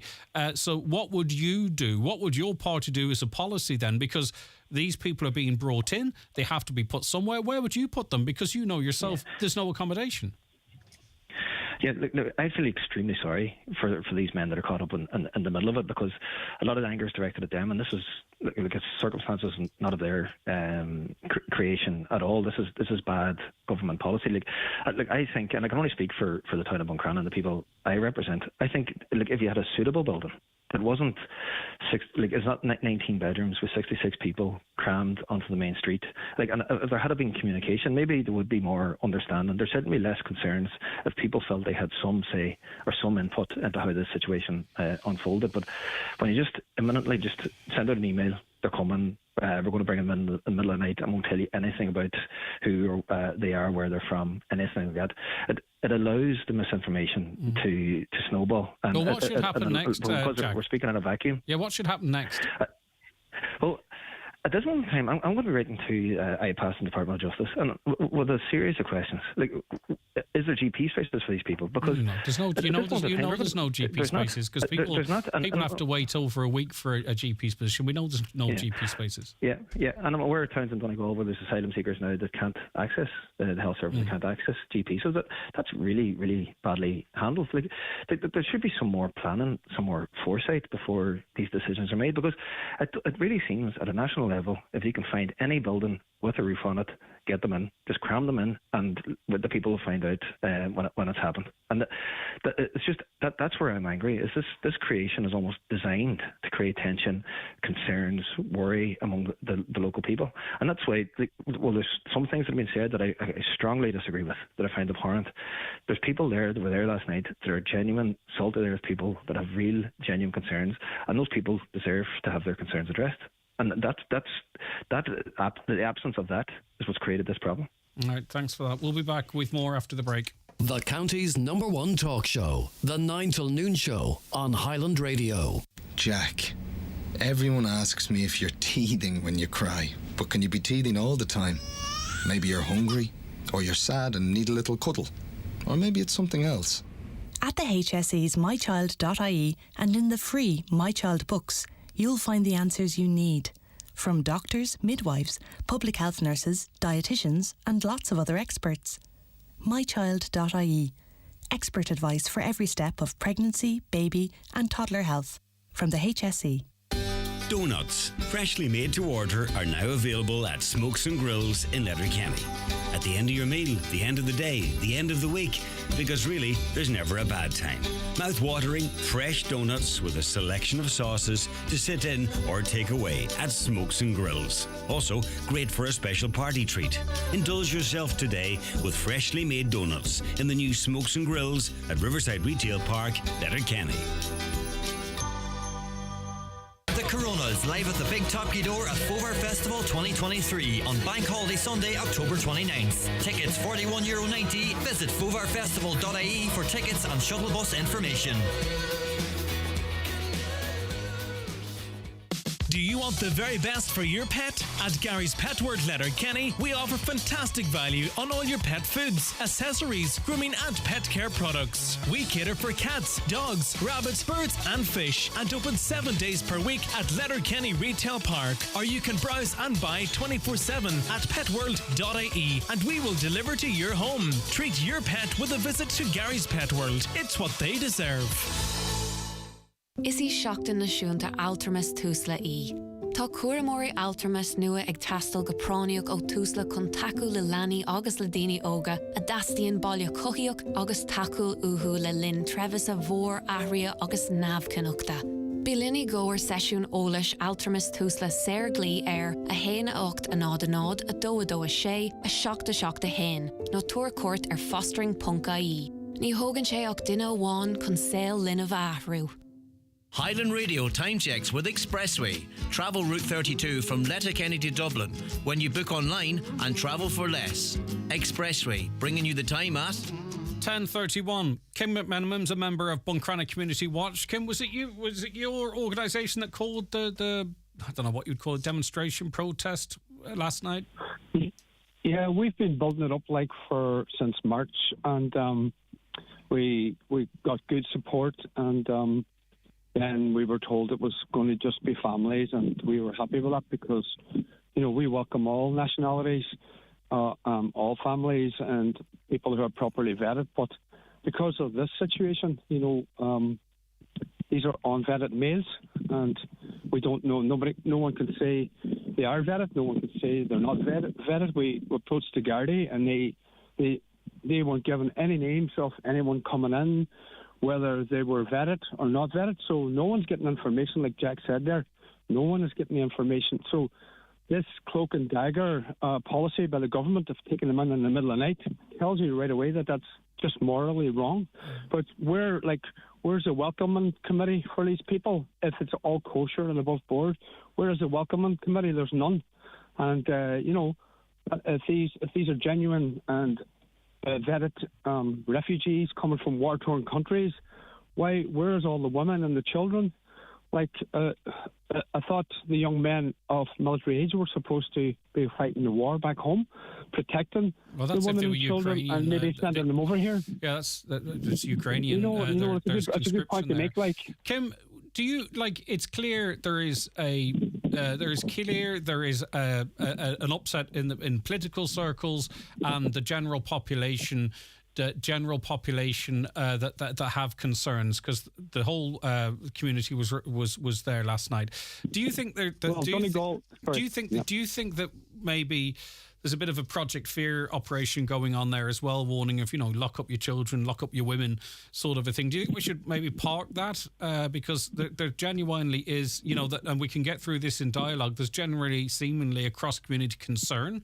And there may be sort of the fearful stuff. There's a bit of a playbook element to that. And I mean, I'm not saying it's you that's at it, but yourself across the country, that we don't really need that we need to sort of discuss this together and come up with solutions together. Well, I should not be having to be out here doing this and standing up for the community. Donegal County councillors were informed of this last week. Their silence is actually very sickening because everyone, and this I'm going to just say this directly to Jack Murray, everyone is upset and sick that they just did not inform the community. Jack Murray was asked to come to a meeting the other night by a very well-known family in Buncrana, and he would not come. I would go and meet him. I would go and meet Donegal County Council, and I would show them that I come from the heart, and our main concern here is the children of Buncrana. Our main concern is their safety, because these are unvetted males. So yeah, but everyone's concerned about children. Now, I do sometimes think that people think the children are in danger. I know, but sometimes we're all concerned about children with all different things. Whether it's people coming into the country, people that live in the country, whether they're going to school across the road. No one has sort of exclusivity on concern for children. I take your point. Stay with me, David. I'm not comfortable with the tone of this morning's conversation. Hi, Greg. I'm not comfortable with the tone of the conversation because, we're talking about unvetted men and unvetted this, and we're talking about men in general and people who are seeking asylum. We're talking about people's human rights here. Mm-hmm. And when we talk about unvetted men, or we don't know these people, when a neighbour moves in beside you, do you get a vetting of them? Do you get a choice no matter whether they move in next door to you or not? You know, we're talking about consultations. Now, we have to acknowledge there's a lack of information from our government, but we're punching down instead of punching up. The frustration should be with the government, not with migrant people who are coming in or asylum seekers who are coming in and having protests and stoking fear and hostility into them. You know, people who've already went through a lot of traumatic situations in themselves. You know, and we're talking about, you know, this unvetted and this danger. It's if we really kind of roll it back here, why are we only associating danger with black asylum men? You know, what stereotypes or what images or what but David, with respect, okay, and I think people who listen to this show generally would I hope they recognise that we try and have all the conversations, but in a very respectful way, and I don't think anyone's used disrespectful or bad language today in regards. If this was 66 white men and people had no knowledge of their background or from where they come, and they were putting 3 to a bedroom opposite a school, David, I would be confident that we'd have the same level of concerns. I don't believe this to be. Maybe there's a racial element to it because people are different, and maybe that's the views that they harbour. But I don't think it's fair to suggest that all of this concern is coming from the fact that these are people of colour, David. But it's definitely an element, Greg, because we look across the country, there's many times, I lived in many places where there's been hotels or apartments that have been full of men who've been working in places or who go to places that are doing a bit of work and so on, electrical work or building work and so on. There's never that concern has been raised. I've never heard that concern before. It only becomes a concern when it's the other, when they're not white, when they're not Irish. You know, that's when it becomes a concern. But David, in fairness, because these are genuinely, a lot of people have genuine concerns that aren't rooted in any bigotry. Totally. The men you talk of, let's say, for instance, if they moved into an apartment in Dublin, they would be known to the Gardaí, that have a PPS number. There would people, like, if the truth be told, even the local Gardaí and the local councillors, they don't know who these people are or their background. I find it impossible for people not to understand that how that is going to generate some concern, David. It's because it's a human nature thing. If it was next to your house or next to mine, I can't sit here and say that I wouldn't go, geez, what's going on here? Do you know what I mean? People will. But there is a process, Greg. You know, people register with iPass. They do get a PPS number. They do go through an interview. They do provide details. You know, it's not like people are just let in and then they're placed in different parts of the country. There's a process there. There's a thorough process there. You know, in the past, I've worked with that process, and it's very thorough. You know, it's not like, you know, we talk about unvetted. People do go through an interview process with the iPass Centre. And there is a process there, and a due process that is done with people seeking their human rights and seeking refuge within the country. But what I'm pointing out is that, you know, people there's genuine concerns out there in terms of housing, in terms of health, in terms of education, and so on. Them concerns have always been there. Them concerns have been to our government actions over the years. I don't understand why communities are responding to stoke hostility and people arriving. It's not their fault. They don't have a choice in the matter. They're coming here to seek safety. Okay, David, stay there. Kim, these people are coming to seek safety and refuge, and it's not fair that locals are stoking the situation or instilling fear into these people who themselves are victims. Yeah, there's no hostility at all. Like, I mean, if it was families, it would be fine. But because it's like a large group of men, if there was 100 men from Dublin was moved in here besides 4 schools and a library, and the kids walk up and down Walker's Lane, it would be totally unsafe, and we would be concerned. Even if the Garda knew their background, we would still be concerned. You know what I mean? So there's a lot of misinformation. Yeah, no information coming from the Donegal County councillors. They are hiding. People are asking them to come out. They have been emailed. They've been inundated with emails, and they will not stand up for the people. So where is the representation from Donegal County Council? Jack Murray's a local man. Yeah, but he's afraid to council, he's afraid to come. Well, he won't come and speak to us. I could say that directly to him. I wouldn't allow people to characterise you in a certain way. You know that. So I'm just saying. I know that, but that's not a characterisation. That's just saying he won't talk. He won't talk. Understood, Kim. It's political. It's political. Politics come before people, and that is wrong. All right, okay. And warehousing people for profit up here as well is wrong. You can't warehouse people for profit. So, like, we are not going to be like. But what about thinking that Kim, this is for humanitarian reasons? So, Kim, why not protest outside the Dole? Why not protest outside a minister's office? Why not protest outside the council offices? Why protest? That should be all done. Why protest outside? As well. Why protest outside where these people are residing? Because there's an immediate danger if we don't stop them getting into that building. There's immediate danger for the children. Yeah. So we're putting out a fire here, right? Okay. Immediate danger, yeah, because they're unvetted. Yeah. All right, Kim, listen, thanks for your time. David, also, listen, I get where you're coming from when you talk about rhetoric and it being dangerous and what have you, but David, we have to have these conversations. We have to have these conversations. We have to have these conversations out public, because what's happening up until now, you've got a group of very liberal people, I don't know how you'd even describe them, who everything's rosy in the garden, we need to do this, we do that. And then we've got a separate group of people that are very concerned about services, concerned about massive changes in populations of a short period of time. David, it's not getting us anywhere having two separate groups of people not engaging with each other. We have to be able to have these open conversations, respectful and fair, where we try and get some sort of meeting of minds, because the way it's been done before now, and this is the way we try and do it on this programme, it's not working. So that's the motivation for having these chats. But how can we have a debate about people's human rights? So it's okay to have a debate about people's human rights and their right. It's a right. But David, let me put it to you. Let me put it to you like this. But David, the people of Buncrana, and I'm having a balanced conversation here. The people on Buncrana believe they should have the right to GP services.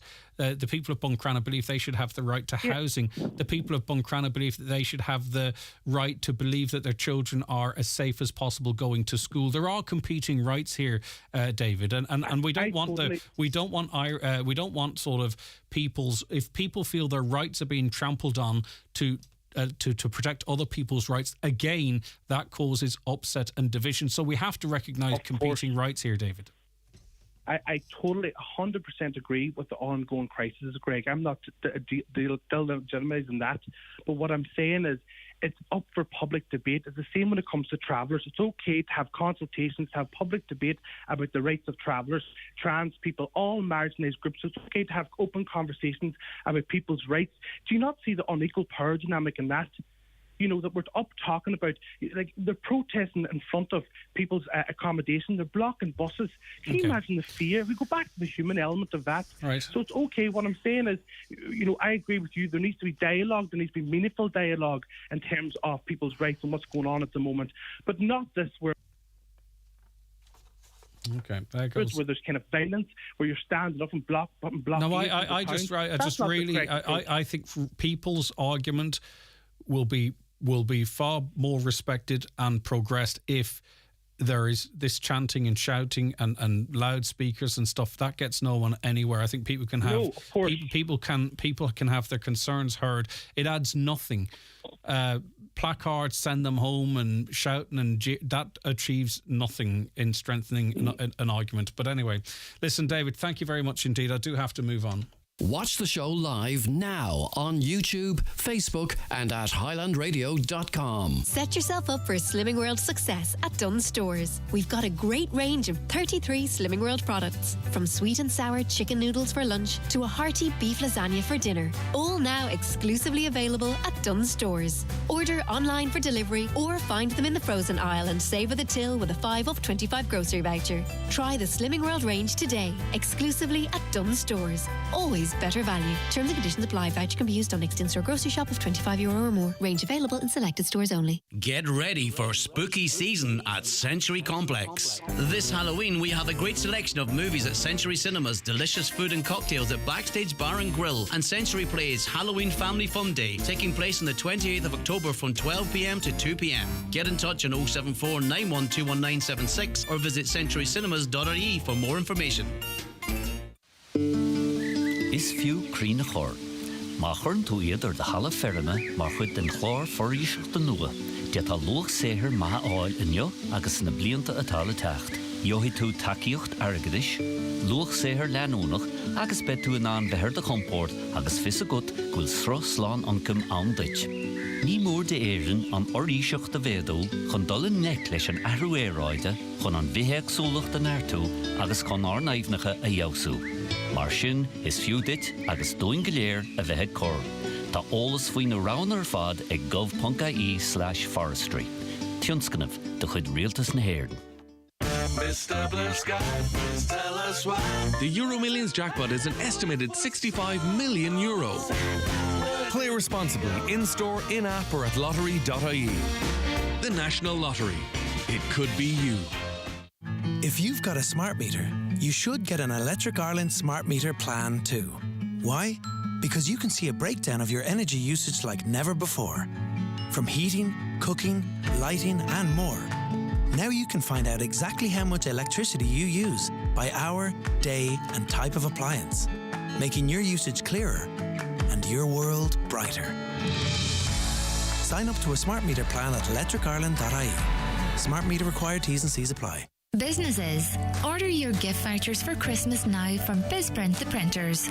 Also personalised calendars, Christmas cards, diaries, draw tickets and much more at great prices from BizPrint, Port Road, Letterkenny. See bizprint.ie. Are you ready for unmissable magic?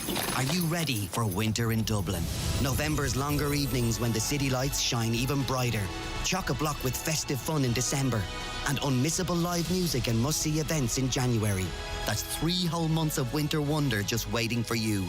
Get ready for the buzz of our bustling city streets. It's enchanting, unforgettable fun. Make your plans today at visitdublin.com. Winter in Dublin. It's magic. Brought to you by Folja Ireland. If you've been the victim of a crime, it can sometimes feel like you've been left in the dark with nowhere to turn for answers or support. But help is always available, no matter who you are or what your background. Victimscharter.ie provides information on translation services, explains your rights, and offers the support you need when you need it most. You have rights, you have support, you have a voice. Find yours in the Victims Charter. Brought to you by the Government of Ireland. Well, Grace, how are you today?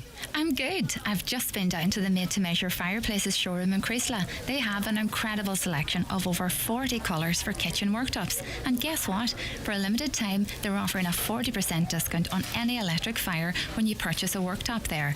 40%? That's an amazing deal, Grace. Absolutely. And trust me, if the discount alone doesn't sway you, their huge selection of fireplaces, stoves, wood pellet burners, beams and stone cladding certainly will. Contact Made to Measure Fireplaces Creasla on 074 91 38 365 on Facebook, Instagram and on ntmfireplaces.ie.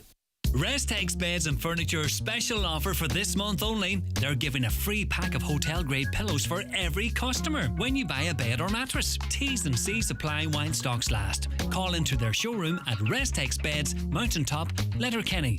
Join us at the Cub Dunlow Builders Providers Open Day on Thursday the 26th of October from 10 a.m. to 4 p.m. Discover market leading products and expert advice from our industry professionals for your DIY projects and home builds. Don't miss out on exclusive offers and giveaways. See the Cope Builders Providers Facebook for more.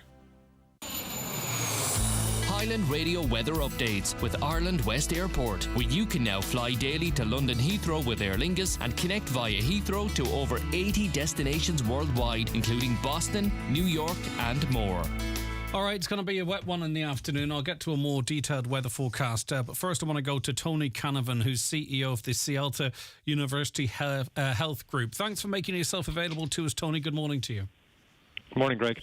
I suppose first and foremost, 78 GPs have written a letter calling for an external review of ED services and other measures as well, because they're concerned for their patients if they send them to the ED. 11 consultants have also written a letter backing their GP colleagues.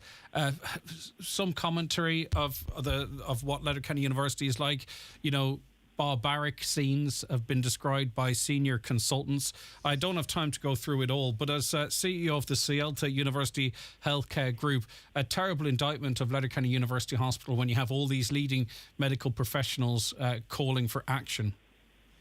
Well, I suppose, first of all, I think it is very clear that the general practitioners and indeed our own consultants, they're expressing concern for patients, and that's a concern that we absolutely share with them. I think it's really important when we talk about things like, the emergency departments, and that they're very clear about what we're saying. And our assessment of the emergency department at Letterkenny is that it absolutely has seen an increase in the level of attendance. It has over the last 3 years. It has also seen an increase in the numbers of patients, unfortunately, awaiting admission on a daily basis on trolleys, and that is the situation that we're trying to address through a variety of measures across the hospital and indeed across the community as well.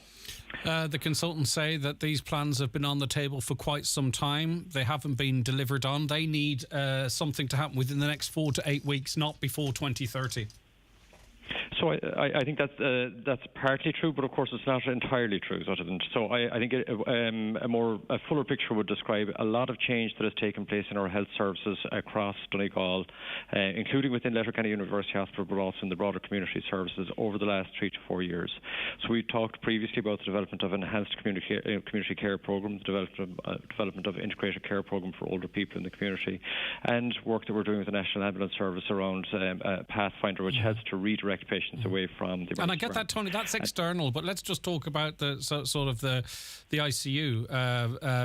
There's supposed to be 15 beds there, according to a report published 6-7 years ago. There's still only 5. There's an extra bed, but it's so far away from the emergency department that it's seen as dangerous to use. So we can talk about step down, home care packages, discharges, the ambulance service. This is about inside the hospital, when we've got consultant anaesthetists saying that when people are discharged into another part of the hospital, they're actually concerned that their health might deteriorate, such is the poor level of conditions.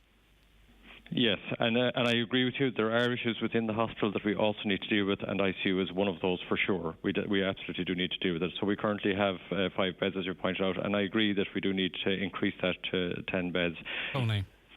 We cannot put a time frame on it just yet, but we will be hopeful that we will get the approval for the money that is required to do the works associated with those beds in the very near future. But I cannot put a time frame on it, and unfortunately that's the reality of what we're living with. Well, Tony, you know yourself, it's the 6th busiest hospital in the country. It has the 14th, I believe, the 14th level of funding per patient. What's the argument for Letterkenny University Hospital having not far off half the level of funding per patient compared to a comparable hospital such as Sligo University Hospital? To be honest with you, I don't make those comparisons. I don't think it tells me a whole lot about the kind of care that's delivered in either of those hospitals. For the last 10 years, what we've been developing is a hospital group across the whole region, which includes Sligo, it includes Letterkenny, but also includes hospitals in the west. And it's how those hospitals function together that's important. So it's not the individual budget, which is very similar, by the way, as it happens for both Letterkenny and Sligo, very, very similar budgets. But that's not the issue. The issue is the overall resource that's available to meet the needs of people living in that part of the country. All right, but, obviously people aren't happy because I'll ask you directly, why have so many consultants resigned? Why have we lost both endocrinologists recently? What is going on? I think it's, people have resigned and taken decisions for their own personal reasons, and I don't think it necessarily reflects what's happening within the hospital. I think what does reflect some of the difficulties that we have in Letterkenny is in some of our departments we're having difficulty recruiting to consultant positions. Now we are working hard on that, and we are making some headway on that front as well. But Letterkenny is different to other hospitals around the country. It's providing a service to a population that's remote from other hospitals, so it's the only hospital that people can attend from County Donegal, and they don't really have much choice beyond that. So that presents certain difficulties to us when it comes to recruitment, but we're working hard on that. And and it's the only hospital you can attend. Say you need to see a cardiologist and one doesn't happen to be on call. How is that acceptable, that we don't have those services available to us here? It shouldn't be death by geography. I don't want to be dramatic, Tony, but we should have the same services all the hospitals have. Well, yes and no is what I would say. What we should have, and what we have been developing over the last number of years, is we should have those services available within the region. It's not going to be possible to have every service available on every hospital site, nor would it be even appropriate. So what we do is we try to ensure that we have Model 3 hospitals that meet the emergency medicinal needs of most of the population that they're serving, and that when they have complex cases that they are referred on to. Okay. Well, let's give an example of reference. We have no urology service. It's in disarray, effectively. There's no emergency service. So you talk about this has to be provided on a regional situation. So it's in Galway. At the moment, if my information is correct, we've got an average 8-day wait for a transfer to Galway. So this model of not being able to provide services in every hospital, right, okay, let's accept that. Then why is there an 8-day wait to be transferred to Galway for urology services? That clearly then is a strategy that's not working. So you're right again, Greg, and I would agree with you that it's not working in respect of all services, and there are difficulties across all of our health services. And so Galway isn't a perfect hospital either. It also has difficulties, and that's reflected sometimes in the transfer times. But we are seeing progress in respect of some services. You mentioned cardiology earlier on. The outcomes that we're seeing now for patients from the northwest and indeed from across the whole region in terms of heart failure have improved very significantly over the last 10 years. And part of the reason for that is this regional approach, that we're getting patients to the right location to receive the right care at the time they need it. Okay. Why has either Cialto or the Department of Health never actually sanctioned the second breast surgeon? I think the issue is that we haven't managed to fill the second breast surgeon post, as opposed to it not being sanctioned. I think the sanction has been provided some time ago for that post. Our agreement has been put in place to it. But again, the breast surgery and the cancer services are ones that operate again on a regional basis, and that is the way that they should operate. A lot of elective surgeries have been cancelled. Again, if my information is correct from people that have contacted me, surgeons are actually keen to do extra lists. They're not being facilitated. Why? So we've got staff in the hospital prepared to work on those cancellations of elective surgeries, but they're not being supported in doing so. Why is that? So it's largely down to beds and bed availability, and again, we would prefer it. Otherwise, it's much better for patients if they can receive care early on, before their issue develops into a very serious problem. So surgical intervention early is important, and that is what we would like to do. But because of our limitations in terms of beds, we must focus on providing emergency care at times. Okay. I'm sorry, I've been storing these questions up for a while, so sorry to hit you with them one after the other, but as you know, as I say, people text in and try and get the answers when I can. There's been a long campaign now, not far off 10 years, for the provision of an acute surgical unit. There are 7 elsewhere in Ireland, none up here. Local surgeons crying out for it. Why is that? So I think we will make progress on that in the near future. We're putting together a development control plan for the site, and we will include in that the need for additional surgical services on the site as part of that plan. Are you familiar with the dissatisfaction about the cross-border radiotherapy service?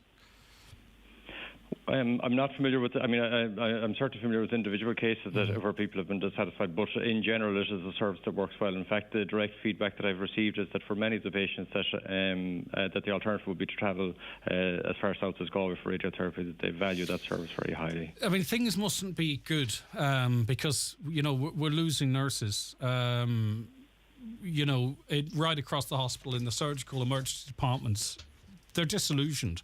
You say we can't really say why consultants are leaving. Do we ask them on departure? I doubt. Like a lot of the answers, you've all of the questions I've put to you, Tony, with respect, you've accepted there are issues and there are problems, but there's been no answer to them. And a lot of people listening will feel that, Letterkenny University Hospital doesn't matter. So I disagree with you in that I think there are answers, and we have been providing answers. And while I've outlined the services enhancements that we've put in place and that we're doing on a joint basis with the community, and that are really important for a community like Donegal, there is additional need over and above that, but we are making progress and we have provided additional service. And I'd also disagree with you in relation to you've referred to the nursing staff leaving. Actually, the retention rate for nursing across the region, across all of our hospitals, is better in Letterkenny than it is in any of our other hospitals. In other words, what we find is that when people go to work in Letterkenny University Hospital as a nurse, they tend to stay. And the reason they tend to stay is because they find that it is a good place to work. It's one where they've got good colleagues and where they can develop their own professional career. All right. Finally, consultants warn of the potential now for a service collapse. We have almost 100 medical professionals expressing these concerns. They want an immediate external review of how the ED is run and other measures put in place, not medium, not long term, over the next 4 to 8 weeks. Can you commit to that, Tony? So the GPs wrote to me the week before last. I was copied in a letter that they wrote to the Minister. I responded to them last week. One of the key things that they were saying in their letter, which I think is actually, it's different, it's certainly unprecedented in my time, is that they were looking to engage directly in the process of planning how the health services across the region, including within the hospital, are developed. And that's a really good development, a very positive development. And I have already written back to the GPs saying that I'm absolutely up for that engagement. And that is the way that we should be working with GPs, with community-based health services, and indeed the hospital services, and coming up with solutions together. Tony Canavan, thank you for your time today. Thanks, Greg. Take care. Tony Canavan, CEO of the Seattle University Hospital Group. We've ran a minute over. My apologies to John Bresson, who follows around the Northwest. But for me, Greg Hughes, and the rest of the team, which is Caroline Orr, we'll be back with you tomorrow. We'll be back with you tomorrow just after 9. Okay, it is a minute past 12. Time for a news update, and it's over to